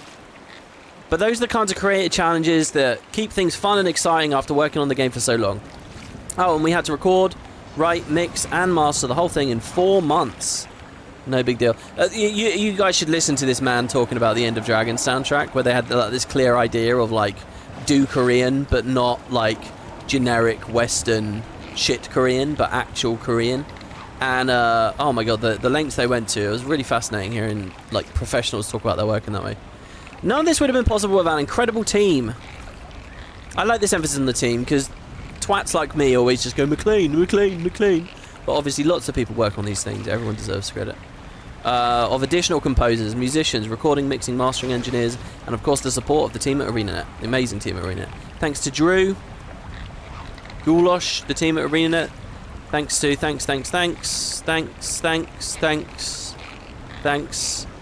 And lastly, thanks to the community. Well, there you go. There's not too much tangible, really, to say this time, I suppose. But there you go. Let's get our fractured fish here. You liked the second EOD track? Yeah, I'll have to listen to it. I'll probably go to SoundCloud or something and just listen to it. I've rediscovered some music that I haven't listened to for ages. Like some older, like, 70s rock and stuff. Like, I was listening to Jimi Hendrix, Voodoo Child. Yeah, Voodoo Child, I think it is. I was like, holy shit, I haven't listened to this in years. And I was just at that perfect moment, you know, where I hadn't listened to any music for a while. And oh my god, it was just the best thing ever. And also, there was a Who song. Yeah, the Who, Eminence Front. Basically, I was listening to talk radio. Okay, Grand Theft Auto Vice City had a talk radio show called VCPR, and it's hilarious. It's the funniest thing ever. Is this guy Maurice Chavez doing like this talk show about like morality and ethics and stuff, and he gets people from the public on. It's all fake, obviously. It's all comedy. And you know, like on one of the shows, there's like this whacked out guy talking about like robots and how like nobody understands because they're like from low income and stuff. He's so funny. He's hilarious. Anyway, so I was listening to VCPR, and then it auto played like some San Andreas rock station, and yeah, the Who Eminence Front was on it on goddamn Grand Theft Auto radio. And I was like, holy shit, it's been years since I heard this. I'm not really a great fan of The Who. You know, I don't really know much about The Who, but that song is, wow. You guys should all, yeah, wow, you know the quote. Exactly, in the future there will be robots. Yes, this is so fun. I cannot believe that you know exactly what I'm talking about there. That robot guy is really funny. He's easily, I mean, I don't know who did the voice for it or whatever, how much of that was improv, but wow. There's only like one joke he says that kind of misses for me, where he like opens going, I think the most amazing thing is the human spleen. That's a bit of a whiff for me, but almost everything else he says, I'm like, this is hilarious. I'm all about this. They No Joke have an album about a deaf dude who's insane at pinball. I think I've heard of that song. I think I heard of that on the old XFM radio shows with Carl Pilkington and Stephen Merchant and Ricky Gervais. And they did a comedy bit about that, but I don't think I've ever actually heard the song. You haven't heard it for about 15 years? Well, I think it'd be great. I think, you know, it would be really good to go on real... It wouldn't work for me because I live in the UK, right? So everyone would know straight away. But I think it would be hilarious. You know, there's that story about the War of the Worlds, right? Like, it was an audio play that on, like, April Fools in, I don't know what year, maybe the 30s or some shit, like a long time ago. They put... It's the 30s, right? Maybe it was later than that. 50s? They put it on the radio, and it's this story about, you know, an invasion from aliens. And people listened to it, and they thought it was real. It was a hoax. But people properly freaked out because of this hoax. I love the idea of doing the War of the Worlds, but with VCPR. Like, just get on local radio and play the tape of VCPR. So there are people in real life listening to this just insane talk show. And thinking it's real. And again, it wouldn't work for me because they all have American accents. And you get some people in their car listening and be like, this is Vice City. That'll be so good. Oh my god, I cannot catch this fish. I like that they made it a high difficulty, but I also don't want to eat like fish stew and stuff because we're going to be doing regular PvE. I will wait. This fish is going to beat me. Oh my god, it's going to beat me. Hold on. Shh, stop. Oh. We're seconds before disaster here. Oh, it's tied out. Ah. You know, I'm going to fish this up and it's going to be like just a broken bottle.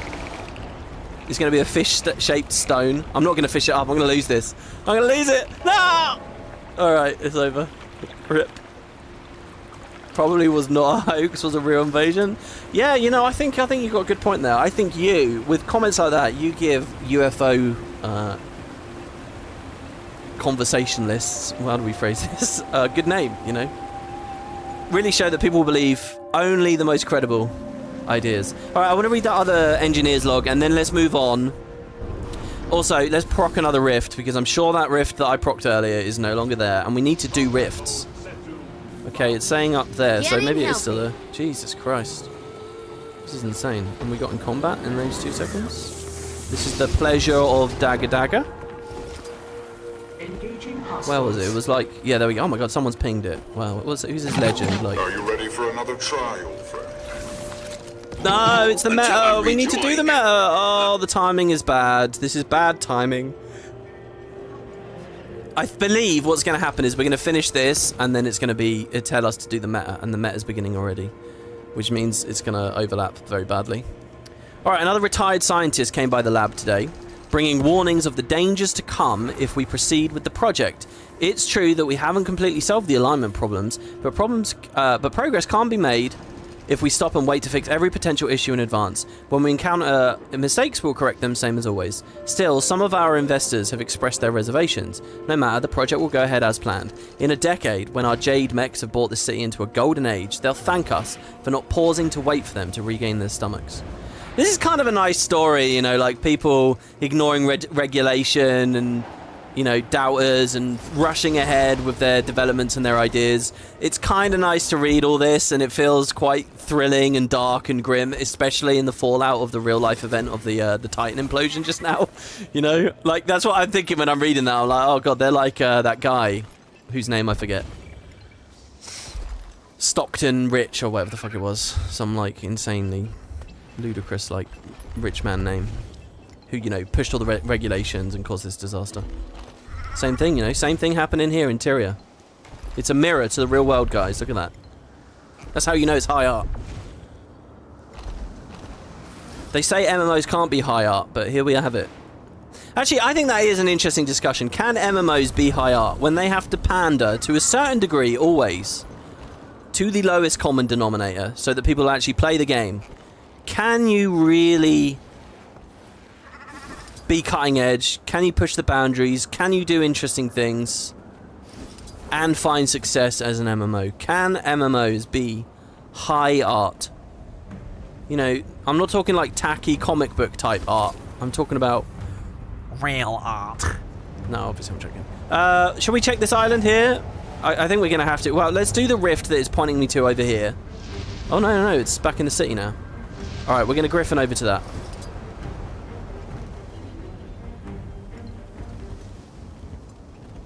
And I will say again, I think it's really good that in this story they force you, they tie the meta to the storyline. I think it's really good.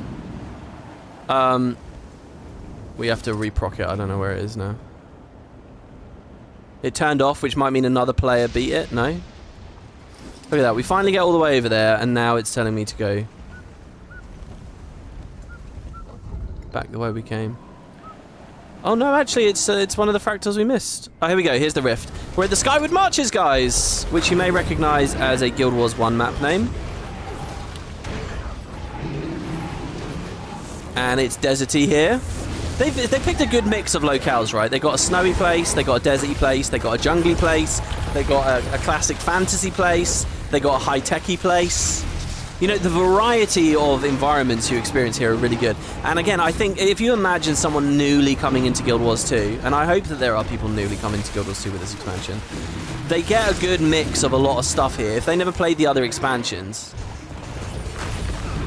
you know, it does create a strong impression straight away. So we go, we get another rift. Press F on this. We lure the Cryptus out of hiding.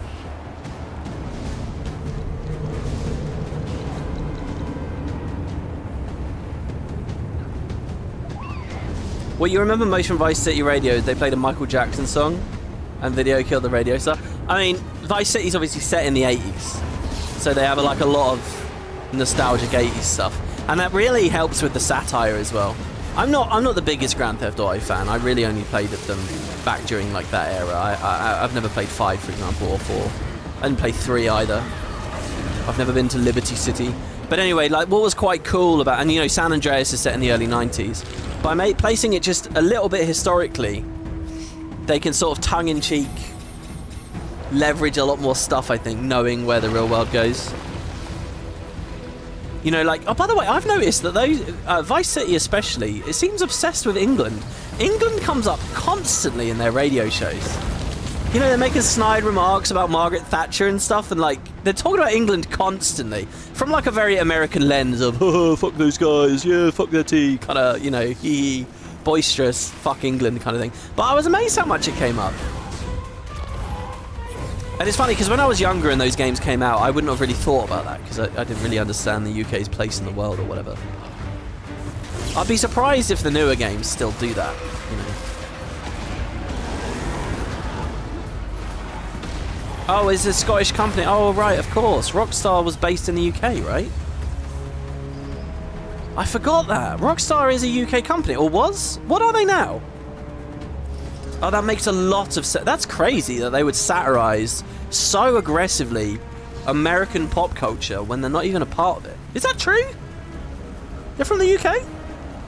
The husk of a forge lies in front of you. It's possible you could use this lure to lure one of its commanders to it. Attempt to imbue the husk with magic I'm carrying.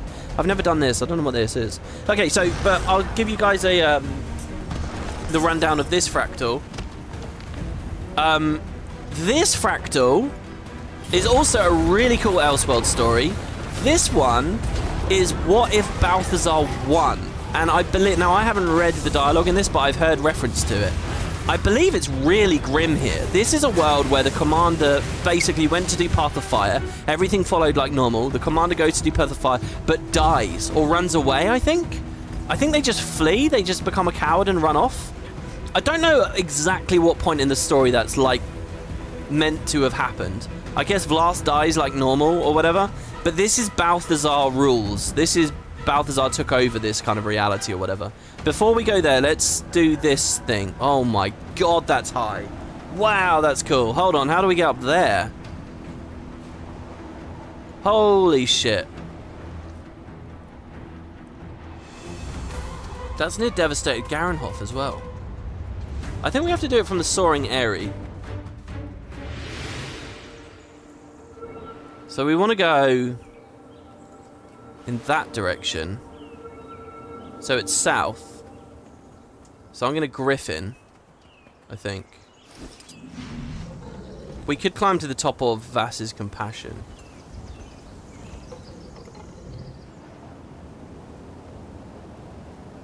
Look at this island. Have I ever been here? Oh no, this is it. Wow, this is cool. I almost wish it was a bit higher now, actually, because... But mind you, it has to be doable for people with no Griffin. Another abandoned Skyscale nest. What were we doing with these? Oh, okay, we're missing some dialogue, because I've muted it because of the meta dialogue. I will just read this out loud, okay?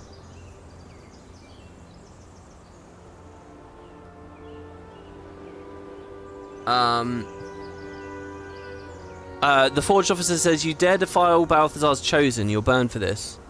And Captain Amund says, you're pretty good at this. Hopefully I'll get to actually join you in a fight one of these days. I'm glad this isn't how our world turned out. Keep it up, you're doing great. No, never mind. We haven't missed any really instrumental dialogue there. Or whatever. Oh, I'd love to fish up here. This place is very cozy, isn't it? So we get another one of these towers. And this weird thing here. What is this? Lahir's design. Wow. Oh, we got some good music here as well. Let me turn this up. Oh, we get one of the spirit thingies. Nice. I really wish that they'd put a different model on those chests, because every time I press F, I think I'm going to have to play the minigame. Get some mini ones here. So this is Lahir's design. I guess this tower is Lahir's tower.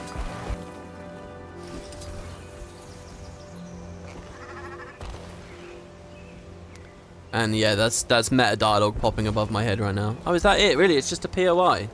Oh, surely there's a diving goggle or something. Like a little enemy. Oh, guys! Boots showed me something. Boots has a reference in-game now. You know how he's been doing his... because I was thinking maybe there'd be an Easter egg on the edge here. There's an Easter egg at the Wizard's Tower, which is a reference to Boots. I will leave it at that, just in case you guys want to go to his channel and see what he says about it and all that kind of stuff. But he showed it to me before the Skyscale dogfight yesterday. It was very cool. By the way, the view here is insanely awesome. Look at that. That's the Wizard's Folly Tower there. Garenhof below, which is surprisingly detailed. There was quite a lot of talk on the Discord, by the way, guys, about how people aren't appreciating that all those houses apparently are like newly made and stuff. They look very similar to the old ones, but they're all new assets. And it just all gets thought of as reuse or whatever for people because it's not dramatically different, but there is detail there. It reminds me a little bit of the whole thing with the Ascended weapons, you know, like where a dev went online and said, by the way, technically all the Ascended weapons do look different. They're not just recolors, there are different models. And people are like, well, what the fuck? Like, that's so subtle, it's almost impossible to see. But, you know, it's just because when they get into the client, things have to look a lot smaller and so. Anyway, okay, so the POF fractal, the Balthazar fractal.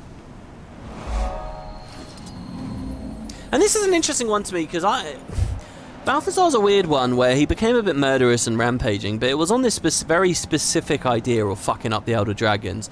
And I kind of got a sense of Balthazar that if we'd allowed him to we couldn't, because it would have destroyed the world or whatever. We had to stop him fighting the dragons. But if we just let him do that at this point, if we just let him destroy, he'd probably chill out and he'd be alright again.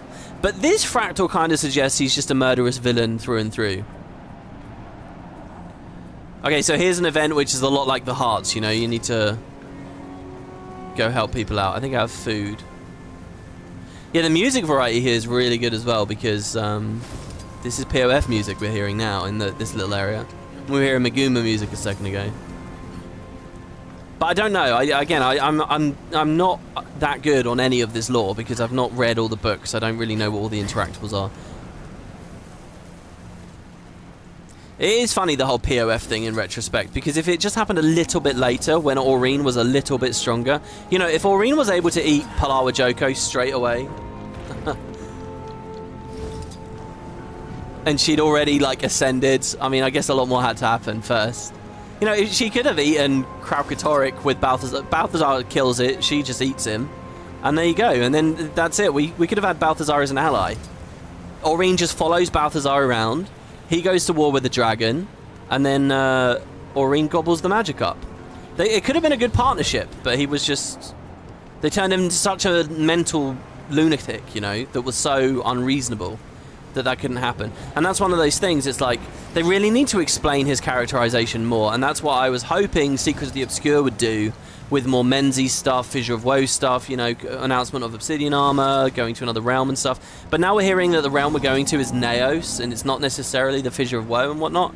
And so I don't know, they all still seem like plot holes to me. The Mirror of Lyssa stuff as well, as far as I can see, I've said that this expansion touches on like everything. I haven't seen anything about the Mirror of Lyssa.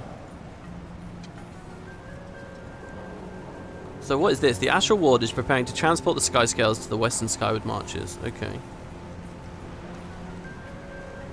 I must admit, our exploration so far has been just playing fairly generic events. I want more interactables. And I want, like, you know, some NPC to introduce me to the place or something. There's got to be some camp or something. This is quite a big fractal, this one as well here. It goes pretty far over there.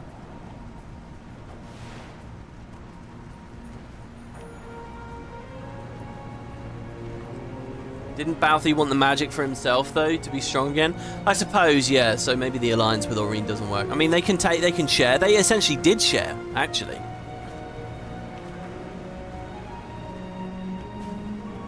Well, Kraukatoric, no, I got that wrong. Kraukatoric and Aurene shared Balthazar's Bloodstone magic. I mean, he'd already repowered himself with the Bloodstone to a large degree.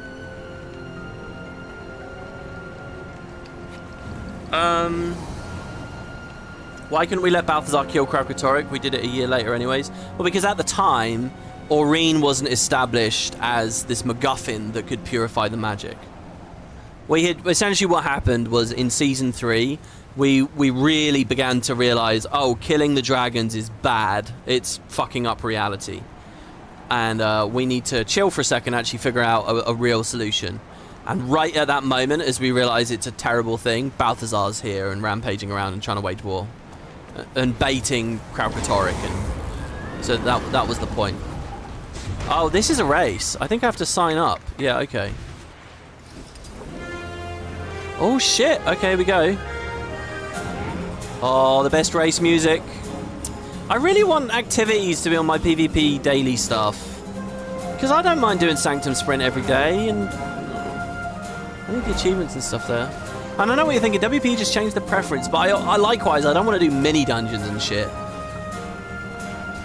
Someone in Spud said that they're thinking of adding another option on the dailies. So you've got a choice. You know, currently you get 4 objectives, you do all 4 to get the daily. They're going to add a 5th, so you do get a bit of wiggle room, a bit of decision making, and I think that's fine. The Wizard's Vault, though, is not... There was no point in this update at all if they give you too many choices. If there's too many choices, we just go back to what we had before. Nearly. Oh, wow, there's shit shooting at us. That's cool. So I really don't want to see them going too... But 1 extra choice is fine, I think. Probably actually much more useful for the player base. Oh, shit. This isn't good. I'm gonna do that. That wasn't a good idea. Oh god. Actually, it worked. I don't know how it worked. What gave me a lift? Man. Pretty punishing if you miss one of these orbs, eh? I thought I could skip it. Oh, Boots showed me his skill at the adventure as well, the fireball adventure. Holy shit, he's good at it. He's really good at it. Like, he showed me that before we did the dogfight, and I was like, I'm never going to be... I think it was before the dogfight. But, wow. Oh, no, I think it was after, actually, which is a good thing, because I would not have had any confidence. He's very, very good at it. He's like number 8 lifetime at the moment. I think he wants to do a bit better before he puts this video out. Is he using action cam? No, he holds the button down, which toggles action cam in, and then he shoots. But he just has a really good route, and he's just really clean, just really, really smart. There we go, we escorted our sky scale, and we're at a camp. That was cool. Look at this that we just did. I'm gonna scan for another rift because we need 2 more rifts. Oh, well, there's one close to us, I think. Maybe? Seal the rift to Naos. No, I don't think it's close. I think that's like Garenhof. Oh, it's over there. That's the first one. I'm going to try it. Oh, I think it just closed. Yeah, it did. Alright, let's try that again then. That was a bad waypoint, ultimately. Oh my god, I keep missing M.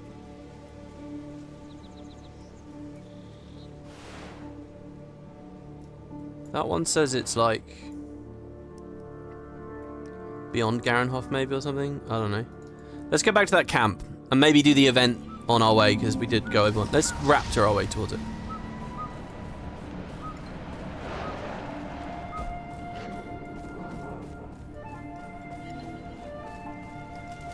Yeah, like what's going on in here? Group event. Kill the champion avatar of regret. Okay, anyone who's in my squad, I know you're probably all doing the meta, but if you're not, I have a big fight here. And dagger. Oh, I should have done that. Just like before that. I did have the energy for water. God, I don't like those suck-ins. Wow, 10 fucking torment? Is it better for me to hit the random mobs around? Because holy shit.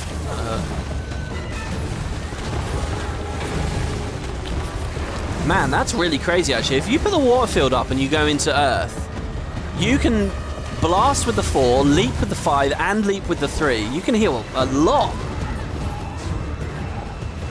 That's a lot of heal potential.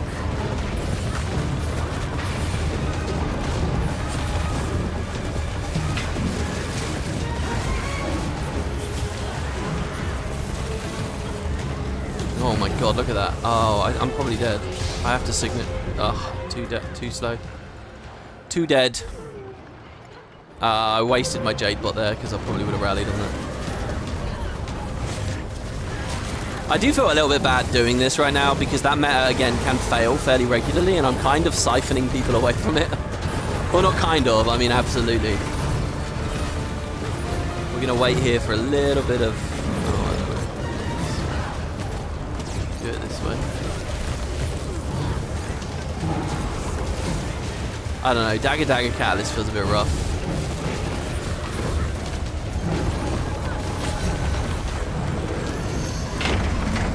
Okay, Protector of the Skyward Marches. See, we've still got 3 events I've never seen here. I've been under Balthazar's heel for so long, I'd forgotten what it's like to be brave and stand and fight. That guy's got an interesting name, Tafor. He's got really cool armor as well. What the fuck is that armor? It feels good to protect someone. The Fate of the Commander. It's been many months, this is how cool this is, I've read this one before. It's been many months now since the commanders fled Elona in the wake of Balthazar's victory. The people here have not forgotten their promise, as they left, that they would return and undo the damage before it was too late. But as Balthazar's power has solidified, and the absence of the commander has lengthened, it's become clear to most that no salvation is coming. We are on our own. No one knows what became of them after leaving. Perhaps they succumbed to the injuries Balthazar inflicted on them, or maybe they truly are preparing to return. But perhaps it is as so many fear, we've been abandoned by yet another savior, left to die in our desert and be consigned to history, a forgotten people. buried in the sand. This is such a good note, right? Because what goes through my head when I read this, right, is the Guild Wars 1 lore established that in the Crystal Desert in particular, you know, not necessarily Greater Alona, but in the Crystal Desert, multiple people had gone to the Crystal Desert over the years seeking ascension. Civilizations had been built, you know, they built their skyscrapers or whatever, like you can see at the Thirsty River and stuff, and they had died, they had failed. Multiple people had gone there and failed. Churai Ossa, hero of Alona, had led people there and consigned them all to death, right? People go to the Crystal Desert and they die. Another civilization collapses. And then when I read this, it's like, you know, these guys joined the pile, you know? These guys also fail, and this time it was because of Balthazar. There's something I'd really like to see this fractal go into, and I'm beginning to believe it doesn't go into it. But, you know, when I think about POF, okay, POF has basically the coolest premise for any expansion as far as I'm concerned, because, and you guys have heard me say this phrase a great many times if you watch a lot of my videos. Oh, that's cool. Aww. That dog is huge as well, by the way. Dragon versus king versus god. Or dragon lich god, right? It's so cool! Oh my fucking god. Everything about an amazing story is right there. But as we saw, as, you know, the story went along, the dragon in POF itself had very minimal influence. It did have a big grand finale, don't get me wrong, and the brand's there and stuff, so I'm not saying they did poorly. The god has very good influence, but the lich, no. This kind of idea of a three-way struggle over the territory kind of wasn't there. So when you give me this fractal and you say, this is the commander flees, Balthazar wins, what's the immediate next logical step there? It's it's Lich versus God, isn't it? It's King versus God. It's Palawa versus Balthazar. And I would love to see that conflict. The Awakened against the forces of the Forged. But, and that would be what I would want this island to be all about, because it's a way of kind of going over some subject material that POF itself might have in another world where, you know, Guild Wars expansions were full-length RPGs like Final Fantasy expansions are, you know, and you get 40 hours of gameplay and lots of dialogue and stuff. We don't get that in Guild Wars, so they can't do a long, complicated story like that. But maybe in this fractal they can go over it. Show me Balthazar versus Joko. It doesn't really look like Joko's here either, though. It looks like, I don't know. So maybe there'll be a lore book about that. I will be very, very giddy and happy if I see one. But I'm thinking, no, probably not. These are desert vegetables. Are there any awakened? I never even thought about that. I don't know. I haven't seen any yet, I don't think. But, I mean, there should be, right? I feel like, anyway. That's what I would have wanted here. And, you know, they have incentive to do awakened stuff as well, because it's another big, beautiful part of the asset pool that they can pull from. You know, like I said, this here, we get forged demolishers and stuff. You get all the cool models that we haven't seen in Fractals or Living World and stuff. They're back, finally, in Secrets of Yskur. And I'm really happy with that. But they could have done it with the Awakened as well. There is a document in there that looks like it might say Zaitan. How do we get in? Let me in! Oh, these people weeping at these graves. Oh my god, I gotta get in that room, guys. Oh, no, don't fall. We gotta get in there. There we go. Oh, this is the layout of the scribing room in from Heart of Thorns, actually, funnily enough. Oh, there we go, look at this! On Joko's whereabouts. It doesn't say Zaitan. It says... What does it say? Zarim al-Rawat's whereabouts. Okay, on Joko's whereabouts by Zarim al-Rawat. When Balthazar first began his conquest, it was assumed that Palawa Joko and his Awakened would rise to meet him. Then, when the commander failed, Elona's hopes fell on her usual tormentor, hoping that Joko could at least succeed in stopping the War God's rampage. But as more and more Awakened territory falls to the Forged, new doubts about the Lich Lord have been raised. Joko's absence has been rationalized by three theories. First, the theory of his loyalists, that Joko is laying low to plan a crucial counter... I've just realized what happened in the writing room of this. I'll tell you in a second. Joko's absence has been rationalized by three theories. First, the theory of his loyalists, that Joko is laying low to plan a crucial counterattack. Second, the theory of his enemies, that he has made a deal with Balthazar, selling out his people to protect his own life. But the third, growing in popularity every day, is that even the immortal Joko has somehow been killed by Balthazar. opinions predictably vary about whether that'll be a good thing. This is great. See, look, this is so good. I love this expansion. Everything. There's something in here. Okay, so first of all, I like that, again, we see people wondering about whether Joko can die. That was such a fun thing about Season 4. Like, oh, is the Lich really dead? What's propaganda? What's real? What's not? You know? Leading, obviously, up to the amazing cutscene with the, you know, statements of my mortality have been overstated, or whatever the line was, and then Aurene eating him is like this really cool catharsis, blah, blah, blah. So that's cool. I love that we're rehashing that. I think I realized what happened in the writer's room, though. I think that the devs specifically decided to have it that Joko would lose the battle, and that's fine. That makes Balthazar seem like a badass, and that's actually in line with some of the greater ideas they have about the gods being serious meddlers and nuisances, and there's like this big anti-god slant to the expansion that in order to feel like it matters or be credible, you want the gods to seem powerful in the narrative, so that all fits. That's all. So it's kind of a good decision anyway to have the Forged win against Joko. I think that's fine. But I think there's something more important going on. I think that ArenaNet identified rocky terrain, and they were like, we've got to write this that the Forged win, therefore there aren't any Awakened in this fractal. And the answer lies with Zin.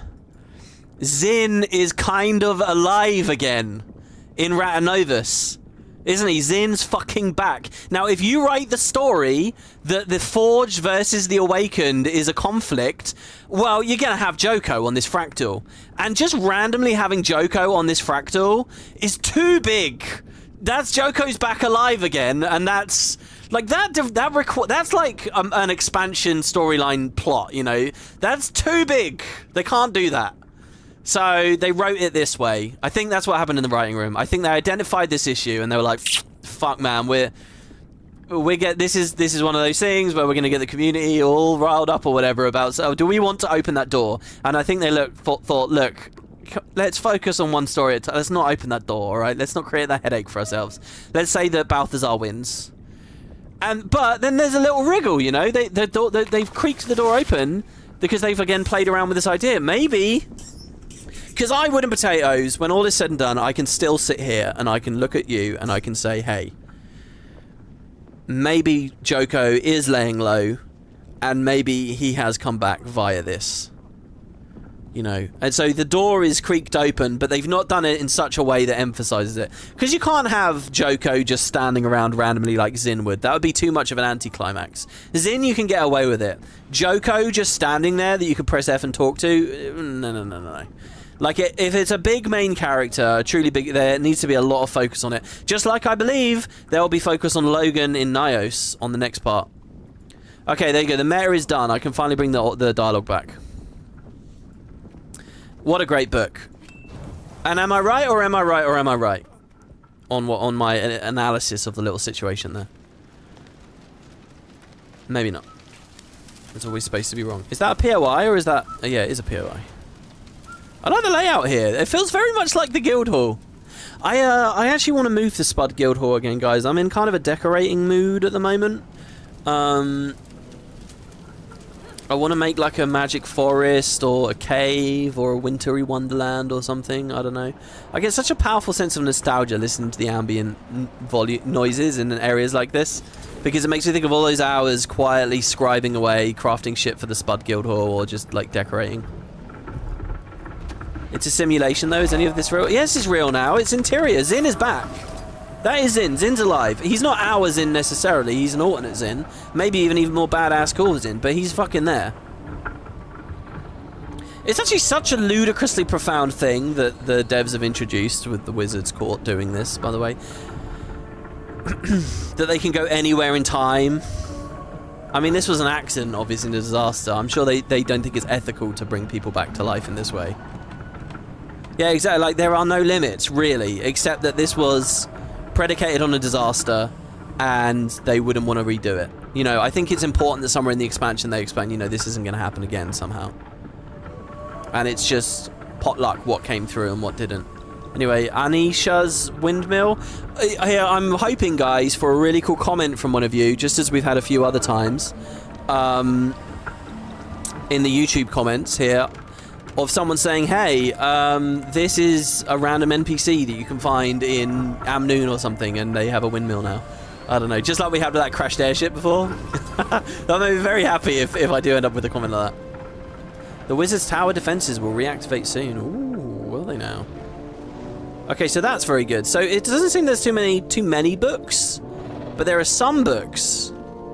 Here we go, Fractured Desert Fish. There's probably a specific thing that we can get from this, so let's have a quick look here. Horn of Maguma Fisher. Desert Fish, anytime during the day. Oh, so there's no oh no, here you go. Channel fish, glowworms, and mackerel. Of course, mackerel for the Empress. Alright, so we can get a Jokapu. In fact, the Jokapu is the only unique fish from this. Do I have stew? Do I have fishy stew? No. By the way, here, I can show you the pleasure of my inventory. Look at this, ready? You see this big row here? When I hit deposit collectibles, ready? Oh, look at how good that is. They all go away. The magic of the Cowrie League saddlebag. So good. And then as I open stuff will appear down there again. You can let it fill up, and then, oh, they will go away at once. Have I seen the throne room? No, I have seen no... Oh, but the fishing is so hard without the food. I mean, I could just get any food, and it would help. Like birthday cake. I guess since I'm not eating it anyway. That's a character from Prophecies who gives you a random quest. Yeah, that could be possible. It could be a Crystal Desert NPC or something. Ooh.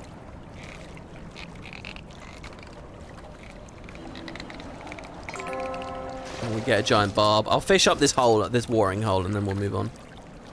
You don't want to spoil it, but it's on this fractal. Okay. Yeah, for example, look, the cannonade over there, champion cannonade. It concerns me he's walking over to me.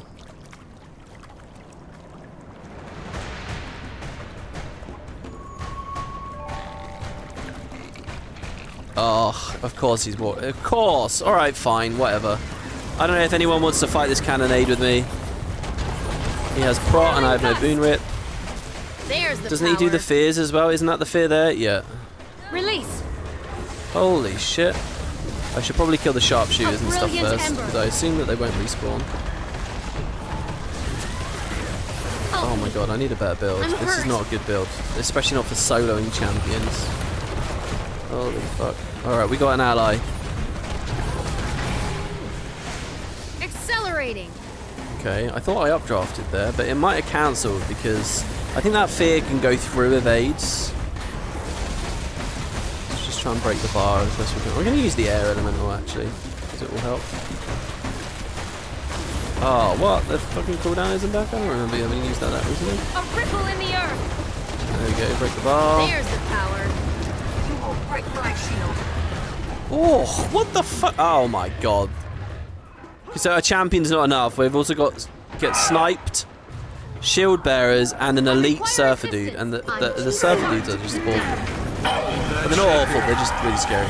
There's no waypoint near us, so if we die here again, we're fucked. And we're so gonna die. Accelerating. Oh, just did the classic combo. Ride the lightning, updraft. Fire 3. Come on. I'm surprised I survived that. I'm going to just break combat. As is my privilege in PvE.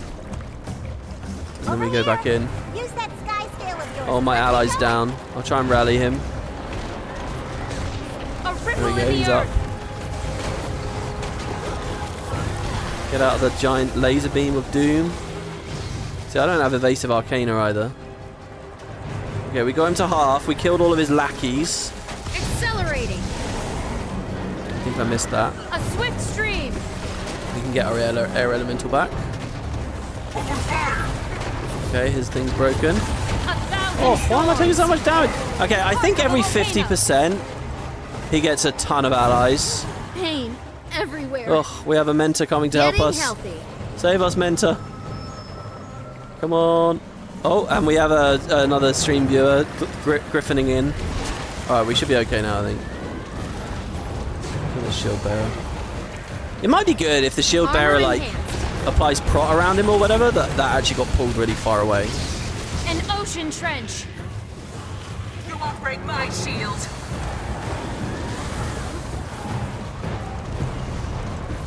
This is how we bust them. Want to change my weapon? Statistically speaking, this is rather rare. Nice. Alright, we got to find the throne, guys. What's this POI over here? This is the ruins of Rawat. Hold on, Rawat, wasn't that guy's name just now? So he had a town named after him, maybe? Any documents here? None that I see.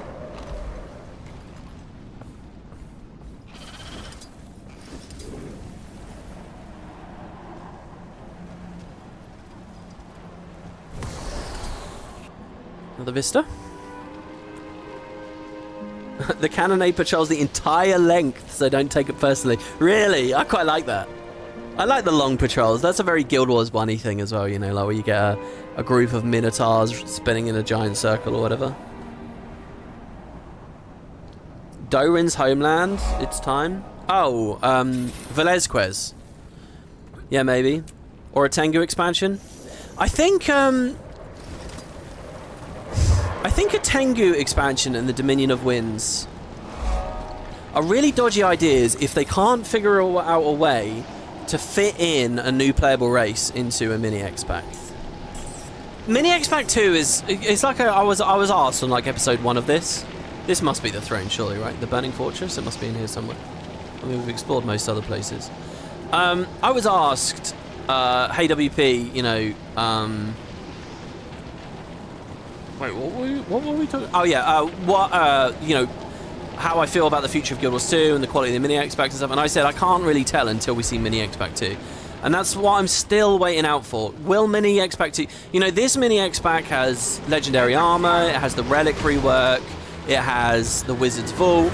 You know, a lot of these are core systems, but they're coming in and they're allowed to exist because of the expansion, right? And the funding that will come from the expansion. You know? It's very similar to how Paradox works, where a bunch of core stuff will come in, but is leveraged by the new expansion. So that's kind of the feature base here. None of those really, to me, feel equivalent in terms of difficulty of implementation to a new playable race. Like, a new playable race is several clicks above what I'm seeing here, especially when I see how minimal they were with, like, you know, what they actually did with the Wizard's Vault or whatever. So, you know, I'm not sure. And what I want to see is in Mini X-Pack 2, if the feature-based stuff that comes in with it is big enough to be at that level.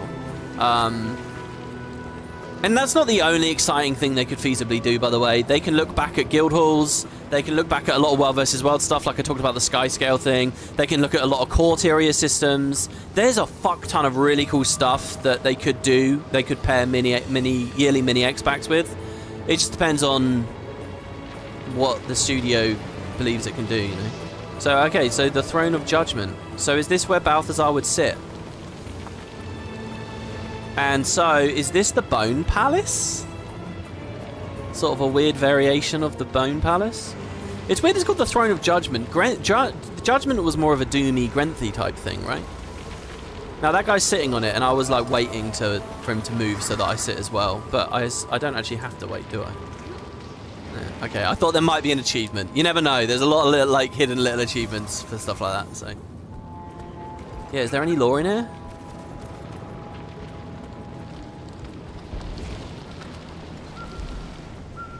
Yeah, it is a bit weird that Balthazar is portrayed here as still just a monumental prick. But it's not weird if they actually explain that he's become a bit deranged because of the war with his brother, because of Lys's influence, whatever, you know.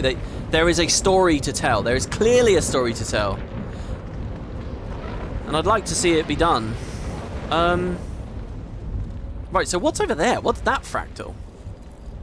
We've seen all of them. We haven't really explored Droknars Forge, but this one's where the meta is and stuff, so don't worry, we will do that with the meta. We got to do a rift, guys. We have to. Ugh, it's over there. It might be on Droknars Forge, or it might be on the new thing. I make that noise, but it might actually be a good thing that it's over there. Let's just see if what we can do. It looks high. The Shattered Atoll. What's the story here? There's the This is like Drizzlewood style, it seems, because there's that sort of tree there. The Shattered Atom. I don't think I've ever been here, by the way. Never. Not for a minute. And I don't remember any of the books at the start talking about this one. So what's this one, I wonder? Is that enable? Oh, it is. Ooh, we're going up. We're going real fucking up. Oh my god, we're going up.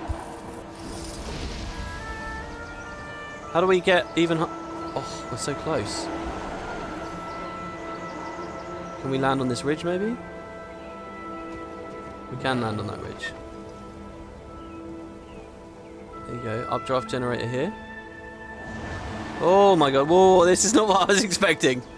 Okay, and then we can collect this energy. Holy, I like these. The expansion should have had so many more of these. And make them harder as well. Another greater arcane chest. So whose tower is this? Yeah, it seems each fractal has one of these towers, right? I like this theory about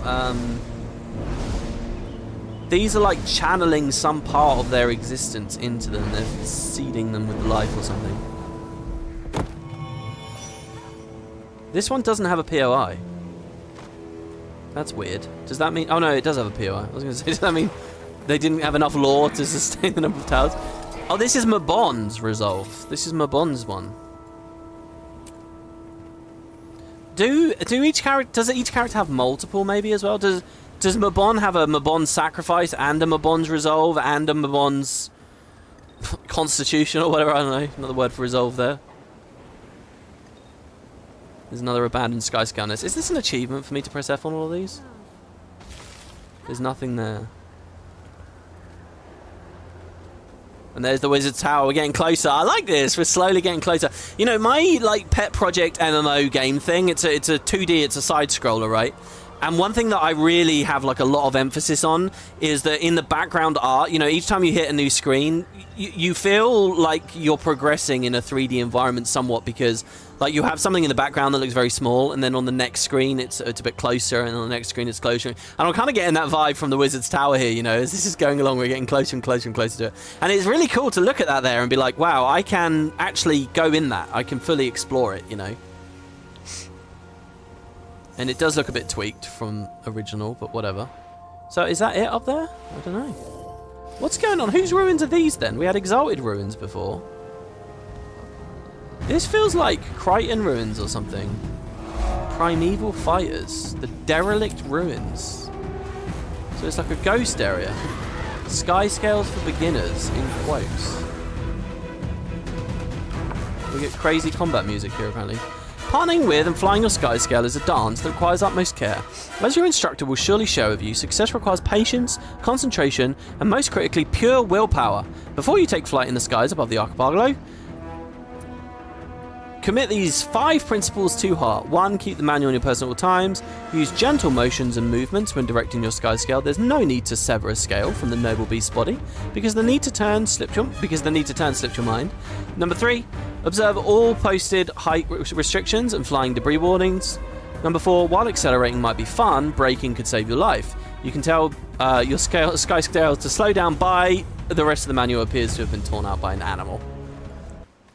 So we know everything except how to stop. Very useful to people. Is this book related to this fractal? Is it just random? Yeah, really good question. I don't know. That's exactly what I was just thinking. Archipelago.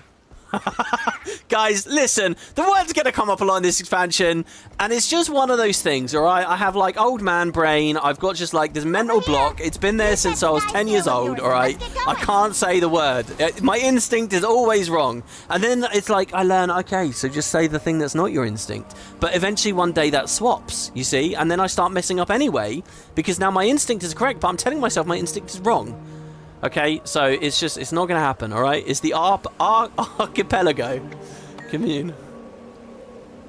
How to train your dragon fractal. I mean, it's a weird spot because it's essentially one of the last ones we would ever go to.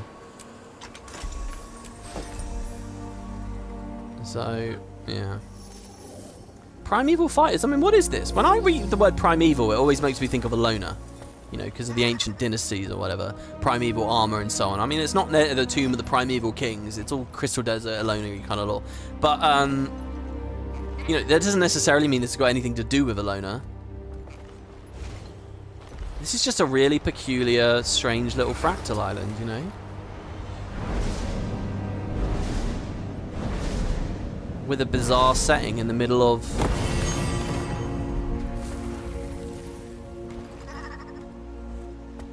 I don't know, maybe there's some pleasure in this though. Maybe it's like... This is the enigma, you know? But there's got to be a book or something.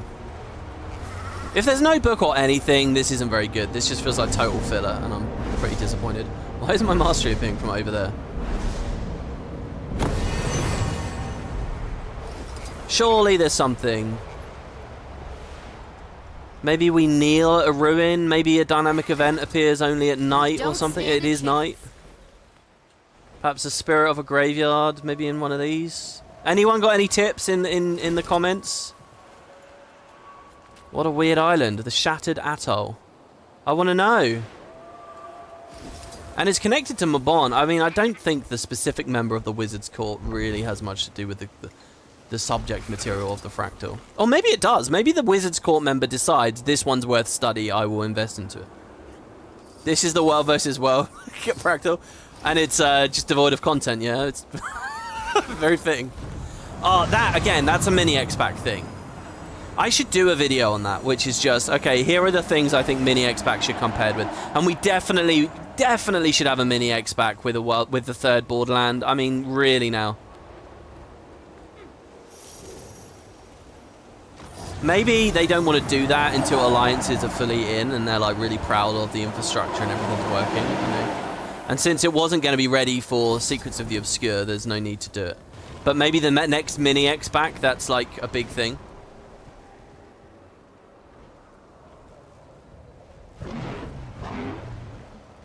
And if they're going to do that, I wonder if they could pair some PvP infrastructure stuff with a mini X-Pack. Because there's so many things that they could do to PvP. Even just exploring the maps and looking at like the kite spots and... Oh, there's so much they could do. Alright, so here we are. In the description, I did say we'd get to Droknars Forge today, and well, here we are. There's a rift apparently below us. So an ice elemental. This is cool. Oh, why have I got a hammer back? Did I just randomly weapon swap? Funny enough, I have actually done this event before. It's just so big and obvious, you know. It looks like there's a Cryptis rift over there. So if this ice elemental... Oh, did it come out of the rift? People trying to close it. Help Deljamor defend Droknars light. And here's a rift. Press F on it. I don't think this counts as the kind of rift for our story. So checking out Stone Summit here.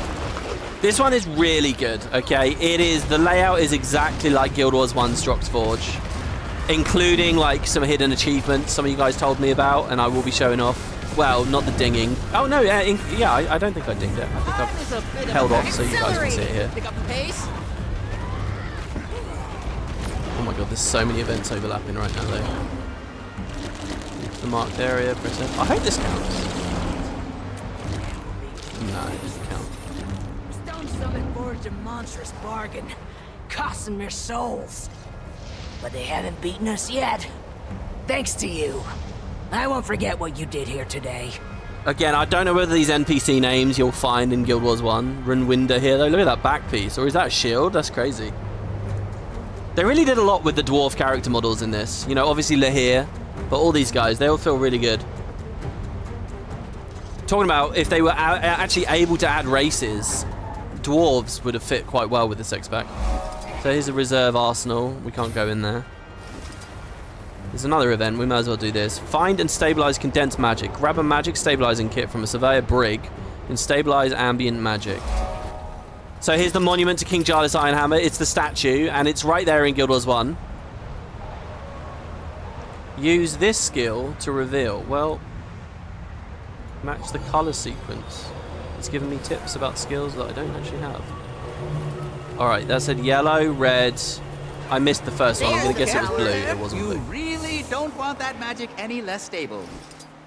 Yeah, I know. I didn't see the first thing. I didn't know where to look, and it procced very, very quickly. It was my first time. So here you go, Deljamor's Light. I'm not sure why it's called Deljamor's Light here, by the way. And we can go down there. That's to a forge, much like the Thunderhead Forge, and where a lot of the meta takes place. I'm actually really happy we're exploring this before the meta now, this time. Okay, I need to scan. Okay, there's some magic there. That guy's already... we'll do this one. Okay, now let's watch real close, real quick. Okay, blue, red, blue. Blue, red, blue. We might just keep this island in one piece after all. There you go, it's stabilized. Yellow, red, blue. Ta-da! Here I was preparing my last will and testament, and you've just gone and saved the day. You're all right, you know that? I owe you one. It looks like there's a lot of events on this map. Oh my lord. Okay, let's get that vista. See, the Wizard's Tower is even higher up. There's something really good about like the flow and the progression of this map, that we keep climbing up, and the Wizard's Tower is even higher. And look how much it dominates the horizon now.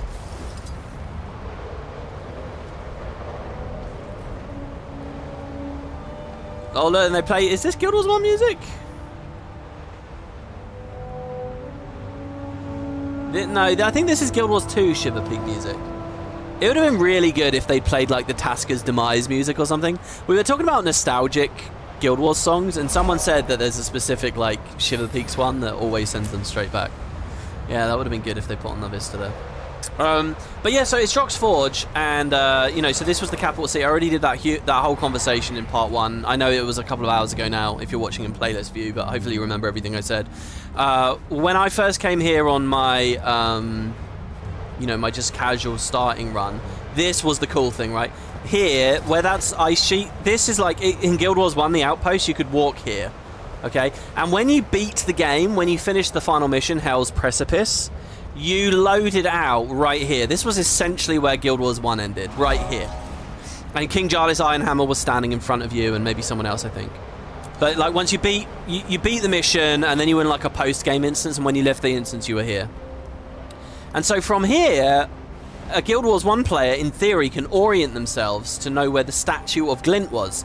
So there were these... When Guild Wars 1 first came out, I'll give you guys the full story here, there wasn't really any endgame content, believe it or not. There was a lot of PvP content, but there wasn't really any proper PvE endgame. There wasn't even the Fissure of Woe in the Underworld, okay? So the question was, well, what do people do? So the devs added some a quest chain called the Titan Quests. So once you beat the game, what you could do is go to this statue of Glint, and you could kneel it, and it would give you this big projection of Glint, and she would tell you, oh, the Titans are forming, you can do these quests, the Titan quests. They were like one-time only quests. ArenaNet's first little experiment with some endgame content, and, you know, many years later, hard mode variants of them came out, and it was, you know, all good fun or whatever, a kind of nostalgic thing. If you watch my Prophecies playthrough, they're there. I beat the game, and then I go do the Titan quests. And they would take you on a bit of a world tour. You'd go back to the Maguma jungle, you go back to Krite, you go back to Ascalon, and, you know, the Titan Lords are attacking, and so on. The Titans that managed to escape through the portals during the events of the main storyline. So anyway, they basically created this statue of Glint, and there was this visage of Glint to speak to you. And it was really just an excuse to give you these quests, but they needed to justify it in lore, so they wrote about these dwarves that worked with Glint, and they called them the Brotherhood of the Dragon. And then when Guild Wars 2 was coming out, they expanded on the idea of the Brotherhood of the Dragon, and when Heart of Thorns was coming out, they talked about how they exalted and all this kind of stuff, the Zephyrite and blah, blah, blah. And it's like a big part of the lore now, the Brotherhood of the Dragon. But basically, it all comes down to the fact there was a statue in Droknars Forge that you could kneel at to get a projection of Glint for these quests. And it is here in Guild Wars 2. I need to actually find the fucking... I thought it was going to be here, to be honest. I thought it was going to be this arsenal. It is here in their Secrets of the Obscure remake of the place. I just need to find the goddamn thing. And there is a hidden achievement at it as well. And you can probably, now that I've told you the full story of the statue, you can probably imagine what we do for the achievement. And only a Guild Wars 1 player realistically would think to come to this area to do this thing. Because for a Guild Wars 2 player, it's just going to look like nothing. This is the training pavilion. I'm lost. But this looks really cool. That looks a bit like the Frost Gate, with all the things winding down there. The achievement isn't hidden, if you remember. Oh, you can just mouse over it. Okay, well, that's fair. You can probably just go to your achievements and spy it out, and it will tell you how to do it. Yeah. So maybe it's not super hidden. There's a dead Minotaur here. Yeah, I'm 100% lost and just running around in the hopes I see it. What the hell? We've done the full perimeter here. Oh, look, there's an event here. Oh, that had to There's an hurt. event where I was just standing. Angry dwarfs. Oh, what was the dialogue that came with this? Holy shit. Champion avatar An break. ancient mountain. Beard. 1,000 storms. Weak, pathetic fools. Your failures. Never felt better. The whole sorry lot of you. It's time. That's the voice we've been hearing. I summon the power of the This is its storm. true form. I no longer have use for such frail insects. He's extremely tanky. Oh my lord. Barely. Just a lick of frostbite. Oh, that's a cool sound cue. I've never really heard that. Just a lick of frostbite. Oh, I pressed that way too slow. Let's try and break that bar. Don't really have much for it, I'm afraid. Well, that, and that. That will be a dazing thing. Should I stay in water for this? Powerful combination. Yes, I will. Wait for energy to start coming back. A brilliant ember. I should have stayed for molten end there for sure. Oh well. Well, there you go. He's dead. Slipstream. I'm at a complete loss. To think that the voice speaking to us was a demon all along. I feel right foolish that I do. As you should. But all's right now, as far as I can tell. I think some. Maybe don't go taking the word of every voice that pops in your head next time, huh? It's good. These dwarves actually do sound different to other characters, and I'm really happy with that. Because I would expect them to just sound like totally generic NPCs. I think someone in Spud Chat said that they all sound Australian. I'm not sure I was quite getting that. But, you know, that's an interesting point. There aren't really many Australian voices. Yeah, it was hit over here. It was. The end, and then you come over here. All right, so check it out. Here's Frodak's Steel Start. Now, first of all, Frodak is in Guild Wars 1. And when we were in Thunderhead Keep, all the way over here, do you remember that on this map, you can go to the Dwarven Catacombs, and there, you know, there's that mini dungeon with the plates. You know, you're in a room with a big spiral staircase, and there's all these little rooms coming off of it, and you go in, there's like a plate. You kill a skelk, a stealthed skelk, and it drops a plate, and then you take the plate, and you can enter another room, and then there's like a dark maze with like books and stuff around, and you've got to hold a torch, and you get another plate, and you take it into another room, you get another plate. And then eventually you remember that mini dungeon? There's a ghost dwarf in there speaking to you. It's him, it's Frodak. But now he's alive, see? So he says, why are you staring at me like that? You look like you've seen a ghost. What do you want? And we say, I feel like I just know you somehow. Well, you don't. Honestly, it's things like this that make me wish people would leave me alone forever, which is pretty fucking grim. What's your role here? Nosy question. You used to be here as a console for the Brotherhood of the Dragon. Now I'm just a soldier like everybody else. You got your answer, now sod off. So when this fractal is set, I guess is after the events of Guild Wars 1. I just heard the NPCs referring to the Massart attacks. So I guess it's after Guild Wars 1. Where is that event of Taeus the Everlasting? I don't know. Anyway, so this random ring of crap on the floor here, okay, this is the statue of Glint. This is the place. But it looks like nothing, right? Anyway, you can see that Frodak is kneeling at it still. And if we kneel at it, see, the Herald Glint effect appeared in the background there, which is pretty cool. And that's it, I guess. I thought I got an achievement for doing that. I guess not. Also, is that a rift? Where is he? Is he up? Is he down? Oh my god, is that a Jinn? High Elder Farid.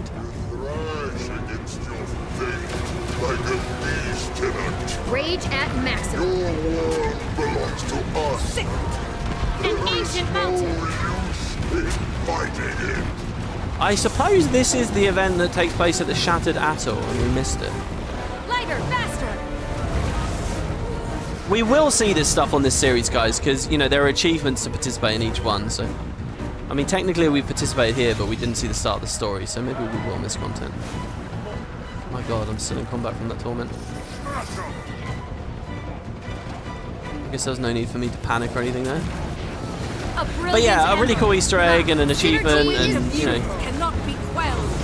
Just a fun detail, and I love that ArenaNet put that there. You know, if you are ArenaNet and you're going to put Droknars Forge back in, you know, that's like the #1 thing that people are going to be like, I want to go see this. Never felt better. And well, you can.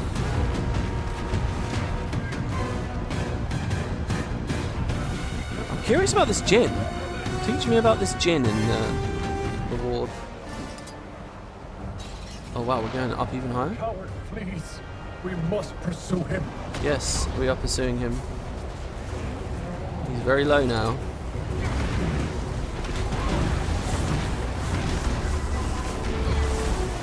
We've got to do a rift, guys. This is crazy. Searing flesh from bone. Part of a volcano. This time, my long wait is at an end. Thank you all for your Oh, what help. killed me? What? Was it But still there will be Condied? others before this is finished. We must remain vigilant. It's quite good. I think having a little bit of cleanse in this expansion is a good idea for your open world builds because they do actually hurt with Condi.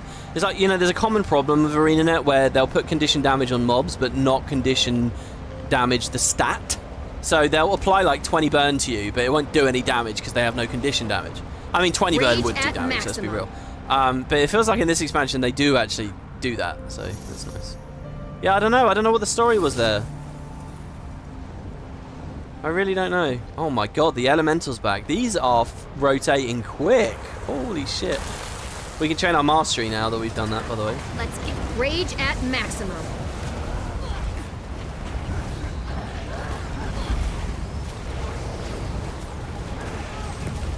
Searing flesh from Champion bone. engorged ice elemental. It's quite a long enemy name.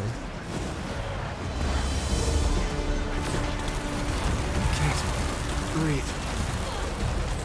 I really wish that they would... fighting that ice elemental just makes me think about all the other world bosses that, you know, like the early game, the tutorial world bosses and stuff. They're all so ripe for, like, remakes as strikes. They all could be so good. Statistically And, you know, speaking, I think 2 this is strikes rather in rare. Seekers of the Obscure, it's too minimal.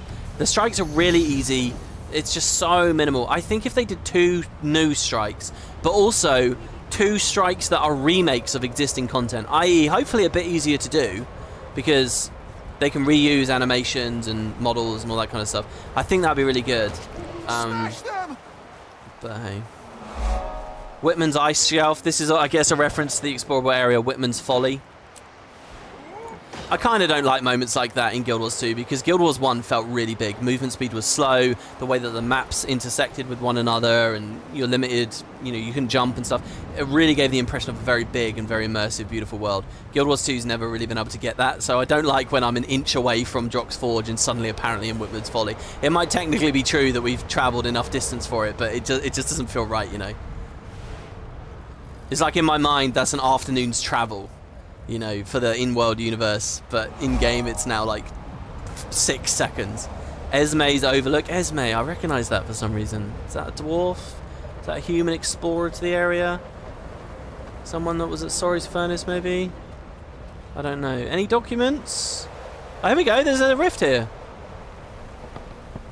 Find the Crypt's rift and use the Heart of the Obscure to lure it out. I think it's down. I think I've done this one before. Yeah, it's in this crack. Nice. Oh, sorry, Springer. That was a little bit too much. Stealth Skelk to kill. Here we go. So got these guys defending their rift here. Oh, what a pleasant surprise. A Mouth of Zaitan strike?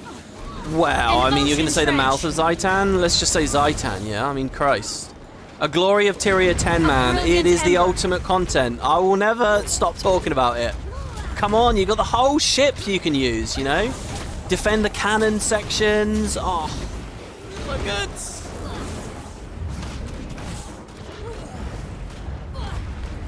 Look, if it's not coming anytime soon, can we at least have it for the 20th anniversary of the game, alright? Is that okay? Now, I know that sounds really silly, right? What the fuck do you mean 20th anniversary of the game? You think I'm going to be playing this game 20 years after it came out? Of a volcano. Oh, what the fuck is that? But we're already 11 years. Alright? We're already 11 years. So, you know. I can wait another 9. I can do that. The ultimate 111. Well, yeah, I would assume if they made it into a proper strike with a CM, it would be. There's 2 things. They're both Zaitan related that I'd love to see, okay? Number 1, I want to see Zaitan strike, okay, on the Glory of Tyria so badly. And then also, I want to see the dungeons turn into fractals. So you get 8 new fractals, okay, and there's just a bit of variance within the fractals that represent the different dungeon parts. I'm talking about remakes. I'm not talking about just cut and paste. I'm talking about remakes. But what that means is I want the new fractal 100 to be the ruined city of Ara. Accelerate! And the CM boss, the final boss, is Giganticus Lupicus. So we get a modern Giganticus Lupicus as the fractal CM 100 boss. Those two things I think would be amazing, and it's funny, they're both all related. They're both Zaitan. I mean, Giganticus Lupicus, kind of. We're going to learn about that in this series, by the way. More on the Giganticus Lupicus. What your fear? It smells exactly as I remember. Iscarin. So, for the longest time in this story, he might still be speaking. Steady. Breathe. Breathe. That was a little bit quaggly, though. Who was that? The Midnight King. Okay. Epark? Brave of you to say that so loudly. He hunts. Though not for you. Here. I just want to help you guys a little bit with the story here. I was a little bit confused about the big bads in the story and what was going on. So we've got this idea, this demon king, Epark, okay. And did we learn about that in episode 1? I don't think we learned too much about Epark. What did we learn about Epark already in the series? Anyway, and there is another demon as well. And I'll give you his name, Ceres, okay? So, just so that you know, they're different characters, and it will become clear as we go along, but I was a little bit confused on that for a while. Also, I was a little bit confused with the story for a while. This thing of, like, it smells exactly as I remember Isgarin. Do you remember when we were in Nyos, the creature we saw was like, oh, you're familiar. I kept thinking the whole way through the story that there was some weird thing like, there's a demon that's latched inside us. Maybe a member of the Wizard's Court has also latched inside us. Like, is Isgarin within us somehow? I really thought for a lot of this story that there was like a fragment of Isgarin like in me, and that was going to be in a similar way to how demons had apparently latched onto me, and that maybe Isgarin had been messing with demon magic and had found the ability to do it or something, and Lahir was able to split himself, so maybe Isgarin had split himself and he was hiding in me or something. And I got really wrapped up in that as I was playing it for the first time. I'm just going to say to you guys, as far as I understand, that is not true. That's not actually going on in this story. So don't get too led astray. But yeah. Oh yeah. Okay. We did hear a bit about Epark. We heard that he wanted to join the court. That's true. And Isgarin turned him away. But didn't they immediately then? I'm just going to say it. All right. Then they tell us that Epark went off to create his own society of demons, and he built Nyos. He built that demon realm, and he's like their king. Okay, that's it. That's Epark. He's like the ultimate demon guy responsible for Nyos, and he tried to join the Wizard's Court once, which is really interesting. I don't know why. I don't know when even necessarily. There's a lot of really curious things about that, because it's like, okay, why is Epark invested in joining the Wizard's Court? Is Epark originally of Tyria then? He has some investment in Tyria. He essentially was like Bender from Futurama, you know? He said, fuck this, I'll go make my own Tyria with blackjack and hookers, and he made Nyos, right? But that means that this is a character with some stake in this reality, in this world. It's not a complete extraterrestrial. It's not a total outsider. And that actually adds a lot more intrigue to me for the villain. I'm really curious about Epark for that reason. And I don't know anything else really about his backstory or whatever. Maybe we'll find something on that with the lore books. So here, by the way, this is a forge. This is the Droknars Light Forge. We never actually got to see this in Guild Wars 1 in any way. And the meta will have us returning to this, so don't you guys worry about this. We'll be looking at this more later. There's got to be a lore book somewhere here. Look at this. Look at these dwarves mounted on mini raptors. Look at how cool it is. Holy shit, I love that. Wow. Can I get a mini raptor? That's fucking awesome. Oh, WP, sleep on top of the forge. Yeah, there was an achievement to do that. Carrie showed me that on like day 1 or something, so I did get that one already, I'm afraid. Look how cool this is.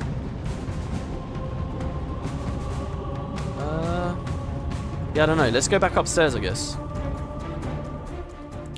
And all this excessive combat music for the magic stabilization event. It's not too necessary, is it? I think we've seen all the fractals now, guys. There is a mastery point up here, though, that I've You never there? seen. You look pretty experienced. Want to help get these louts up to snuff? Okay. We could use someone like you to whip these layabouts into shape. If you think you can handle them, that is. That's try. the spirit. Don't go easy on them now, because the enemy won't either. There's a bunch of rookie dwarfs. All right, boys. Let's see what you've got. Where'd you learn to fight like that? Oh god, they just instantly died. Instantly complimenting me. A swirling We're only a gust. couple of animations in, bro. Dodge. I like the idea of swift scaling this up stream. with a bunch of people, so it's like, you know, they're all brilliant ember. vets, champions. Well, they're all legendaries, that'll be mate. Not that that happens, but... They're looking better already. More like an army than the pathetic lot I started with, at any rate. We've got a long way to go, but they're on the right track now. I wonder if he's going to move to another spot and proc another event there, because that icon's not going away. But I want to get this mastery point, so... This is good. This feels very Guild Wars 1, this building here. I guess everything I complimented about the Beacon of Aegis or whatever, the Wizard's Folly Tower, I could probably loan to any of these other buildings. If they actually came from this spec, if they haven't been redone already. So this looks like a mine type area. The mastery point's very low. Is there an entrance? That's what I'm wondering. And sky scale through the overhang. Of course, get in combat the second I want to mount. Minor arcane chest hidden over here. I wonder if there's an achievement to find each of these as well, you know. Oh, I've got to train that mastery. Right, so we're on to flight training now. So I'm going to get combat launch. Open the Activate Mastery Skill panel and select Sky Scale to launch yourself into the air and mount your Sky Scale. This can only be used once every 3 minutes. Oh, so it doesn't just unfog this. I have to do it from here. Oh. And I have to bind it as well. So I have it on num 0 if I just put it over here. Interesting. Once every 3 minutes, I can escape combat onto a sky scale. That's probably a good thing that they put that counterbalance on there. How much of you guys... Oh, your sky scale bind does it as well, does it? Oh, okay. If you use it in combat. So my regular bind works, so there's no need to actually click it through here. My regular mount up button works, is what I'm saying. The mastery is still below us. This is quite a good mastery. Probably the best mastery in the X-Pack so far, because it's actually a tricky, fun place to get to. Nice. Commune with this place of power. Is that my last one from Skywatch Archipelago? Archipelago? No, there's 2 more actually. There's 2 in Amnitas and there's 2 here. One at Ratanovus and one at the War God's Spire. I knew we didn't fully explore Ratanovus. Yeah, it's there. Well, don't worry. I'm not just gonna beeline and do those. What I really want to do is a rift. So, oh, and there's a POI over there we didn't get at the start of the desert. So let's go have a look at that. And there's an event here too. So I mean, could be fun. Up we go.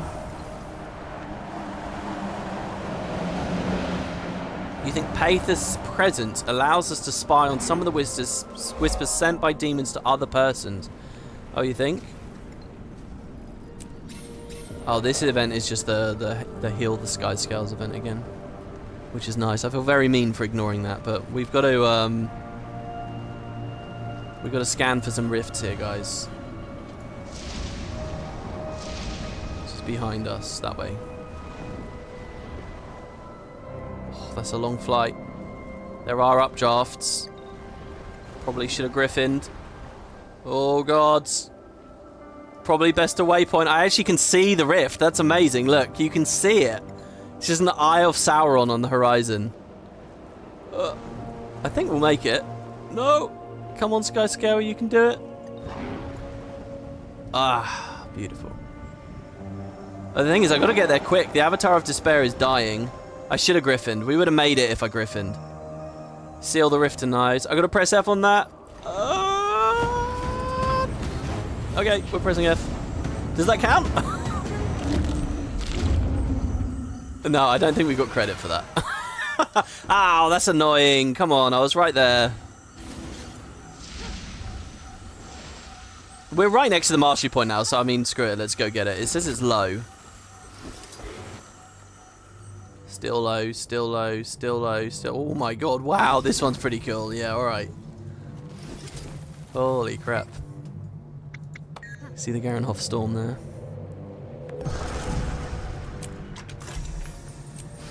Okay. Scan for a new rift.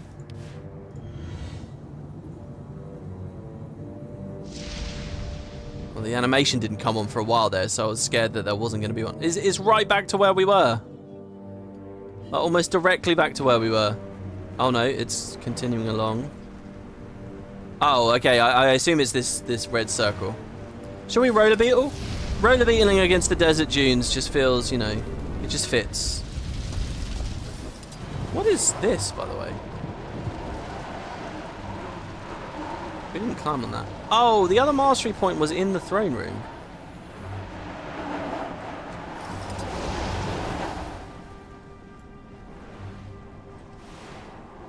So, like... Oh, probably on the top of that sword or something, actually. Rift is still over there, supposedly. Yeah, there it is. Alright, there's the last mastery point. We're actually really close to map comp here as well. I think we're about to finish the first map here, guys. Except for the meta, which the story's going to take us through anyways.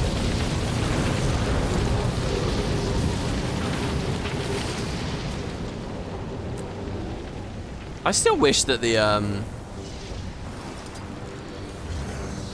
Mastery Insights had a little bit of lore on them instead of just the generic, you have reached this place dialogue. It's never sat very well with me. It seems the rifts rotate from going to 1 to 2 to 3, then back to 1. Oh, do they? So was that a T3 one we just missed a second ago?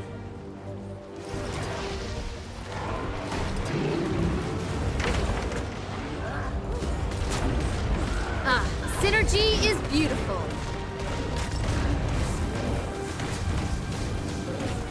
An ocean trench.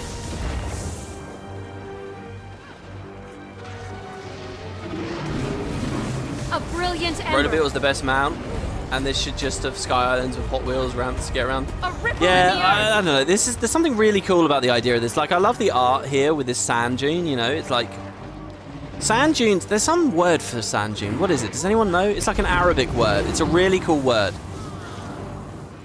Is it lahar? No, it's not lahar, is it? What people typically think of desert is usually not. You know, most desert is not sandy.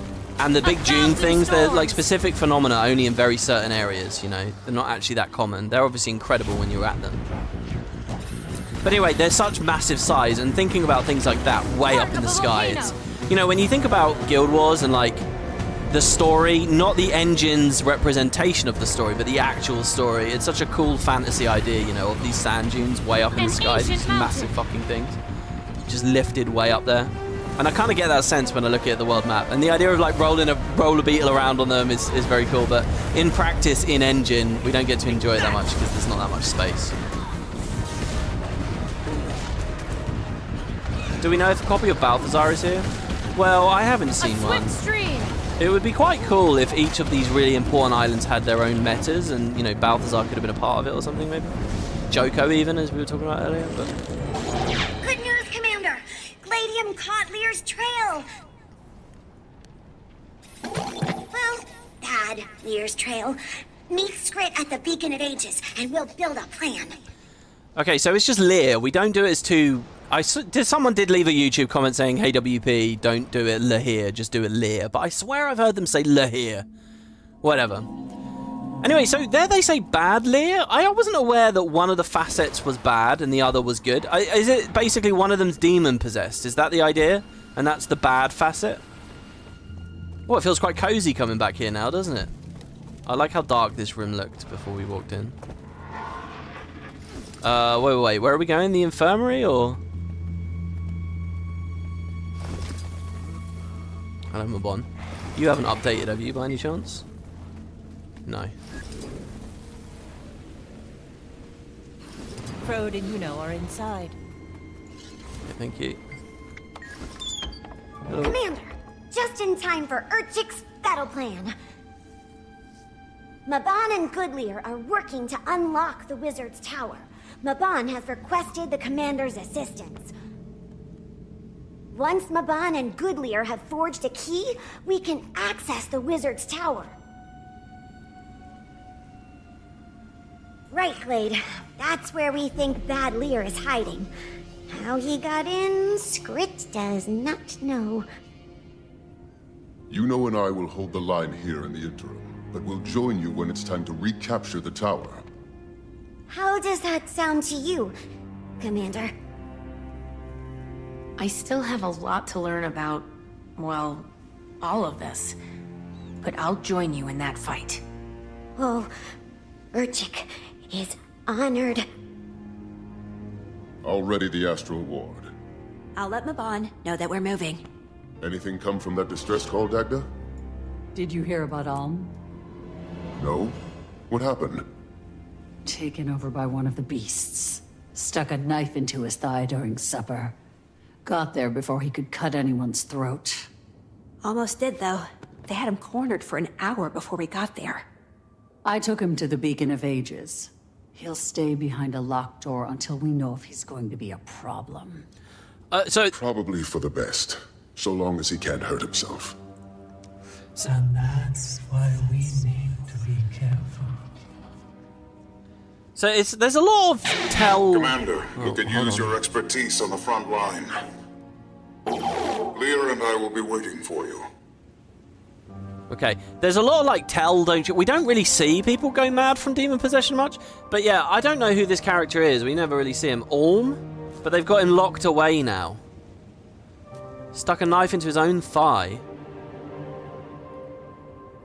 Yeah, it's pretty dark, right? And pretty grisly. Talking about cutting people's throats and stuff.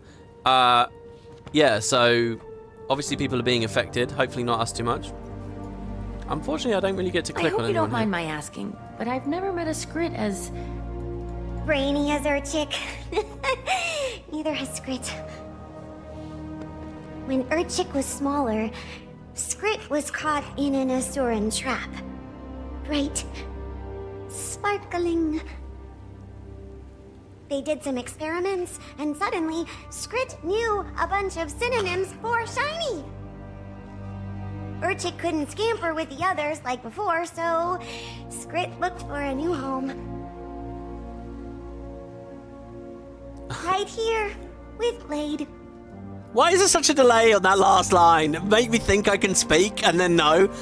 I like that in Steph saying game dialogue not interrupting WP challenge impossible. You know, it's funny, I think in most streams it's the reverse, isn't it? It's the person prattling on and not letting the game speak.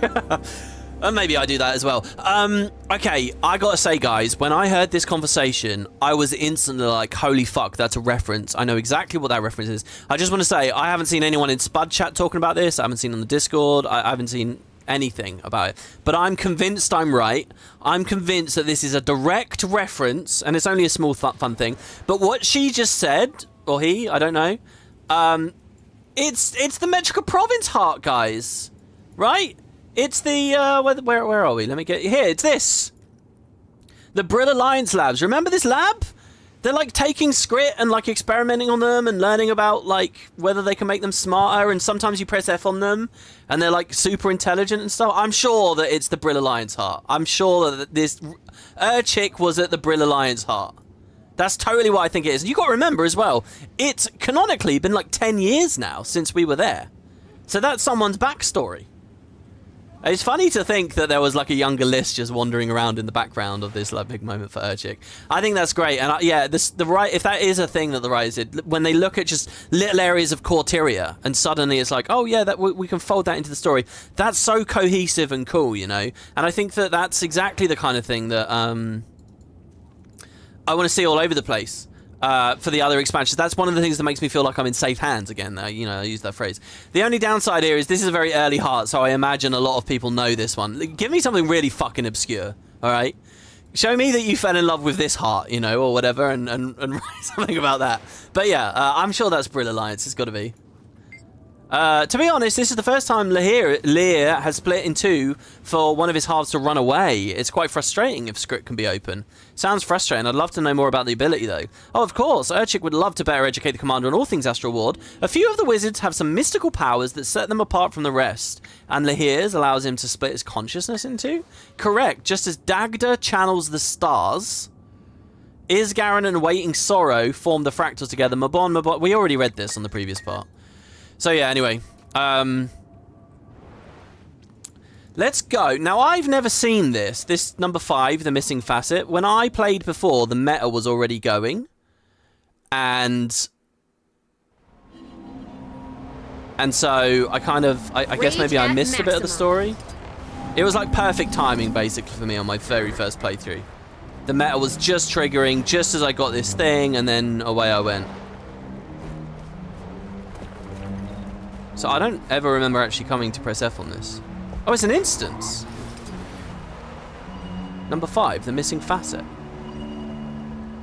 Alright, well, we'll leave it there then, guys, because we're 3 hours here. I don't know how long that's going to take. My throat's actually a little bit sore. I won't leave it completely there. We will finish map comp, okay? Because there's just a couple of little objectives here. So, let's go. Content guide. Why do I always struggle to find the fucking thing? There it is. Hide events and personal story. So there's like just a couple of POIs and a vista on the edge of the Wizard's Tower. So we can grab those. And yeah, I feel like I must have missed more lore books. I don't know. Map 2 has probably triple, quadruple the number of interactables that this map seems to, now that I'm playing it a bit more closely. Oh, here we go though, Warlogs. Oh yeah, okay, this is basically the story of Thunderhead Keep, the mission, retold. So check it out. We met them at the pass in Thunderhead Peaks. 5,000 of our finest and by the way, okay, the mission in Guild Wars 1, like, there's a lot of enemies and stuff around, but there's, you know, there's no really grand sense of spectacle or scale. But here in this lore book, we hear about 5,000 troops, and immediately I'm in that head place, and I really like it. We met at the pass in Thunderhead Peaks, 5,000 of our finest soldiers blocking the only way forward for the Stone Summit forces. We were outnumbered, yes, but the narrow pass would force them to fight on our terms, and our archers controlled the cliff faces. It was our best opportunity to stop their advance. Had it been only the traitors, we'd have surely prevailed. Their first wave crashed weakly into our shields and were cut down by our support from above. Then the Massar appeared. I've seen many things in my day, but the horrors they inflicted on our forces will haunt me to my dying breath. Within minutes of their assault, our lines broke, soldiers trampling each other as they fled. The Massar killed most of us as we fled, but after what I saw that day, I think they might have been the lucky ones. I'm not really sure, actually, if that is Thunderhead Keep now. In Thunderhead Keep, there's the Massar, but then Vizier Kilbron comes with the Scepter of Awe and some undead and helps to fight back against them.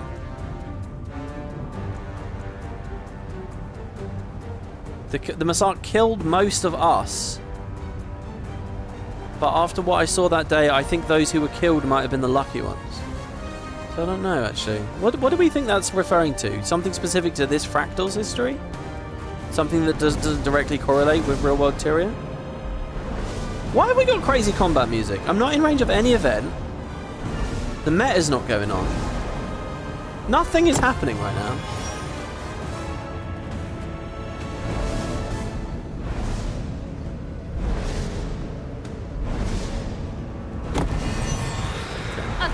Storms. There you go, so you get this little area. So next they want me to go to the Vista. Now, looking at the map here, I've never got this before, but look, it's on the edge of the Wizard's Tower. This is it, guys. This is the moment. You know, for how long have we been in Garenhof and we've wanted to just touch the tower? Just let me get just close enough to touch it. But it's beyond even the boundaries of the map, remember?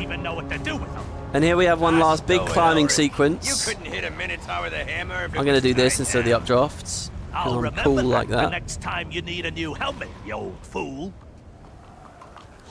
And there's a bunch of chalk up here. I don't know whether there's much significance to that. Ancient saplings. There was a rich orichalcum earlier. Did I actually harvest that? It occurred to me recently that it's actually still well worth harvesting rich orichalcum. For years I stopped doing it because it just felt like a waste of time or something. But no. So look, we're getting right up to the edge. And you can already get a sense that the scale of this fucking thing in this game is way bigger than before. And here's our vista. We are here.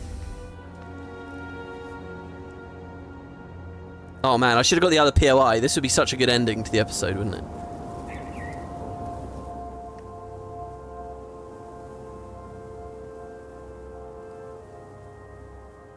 So just another of the beacons. Again, I still can't remember which one this is. The beacon of the what? If that one's the ages, there's a beacon of hope. Is this the beacon of hope?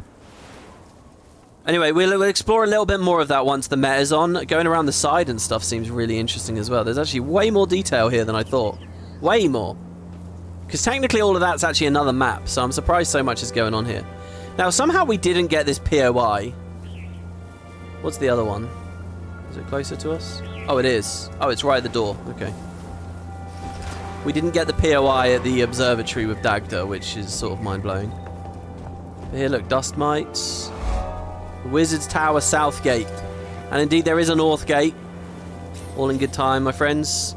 Let's go to Ratanovus. Hopefully we're not too low down at this.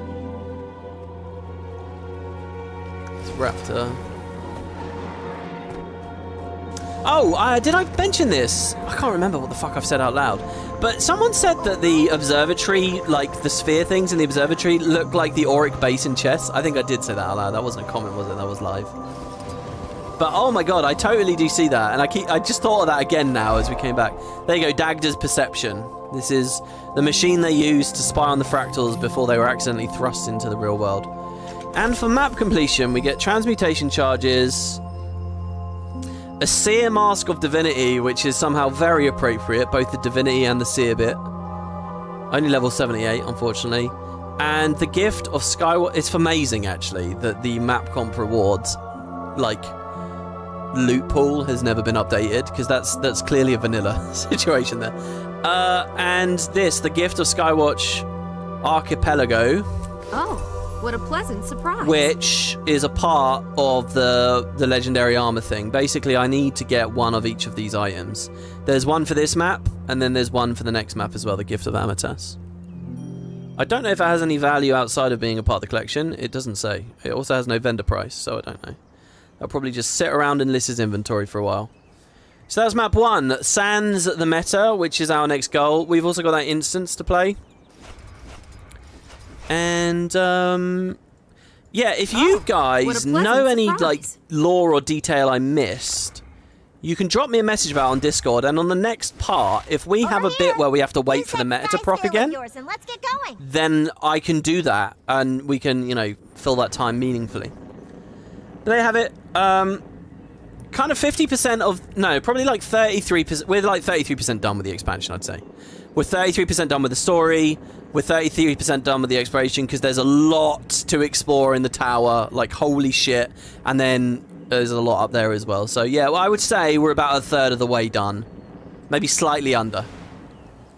Oh, and in terms of achievements and stuff and like full completion, we're ages away. But you know, in terms of just that first run through. So yeah, have it, guys. Thanks very much for watching. I hope you enjoyed. I hope the quality was good because I got to say I have been lagging and struggling to provide the quality I want to provide the entire time. But I've enabled this option and it says 0 frames dropped.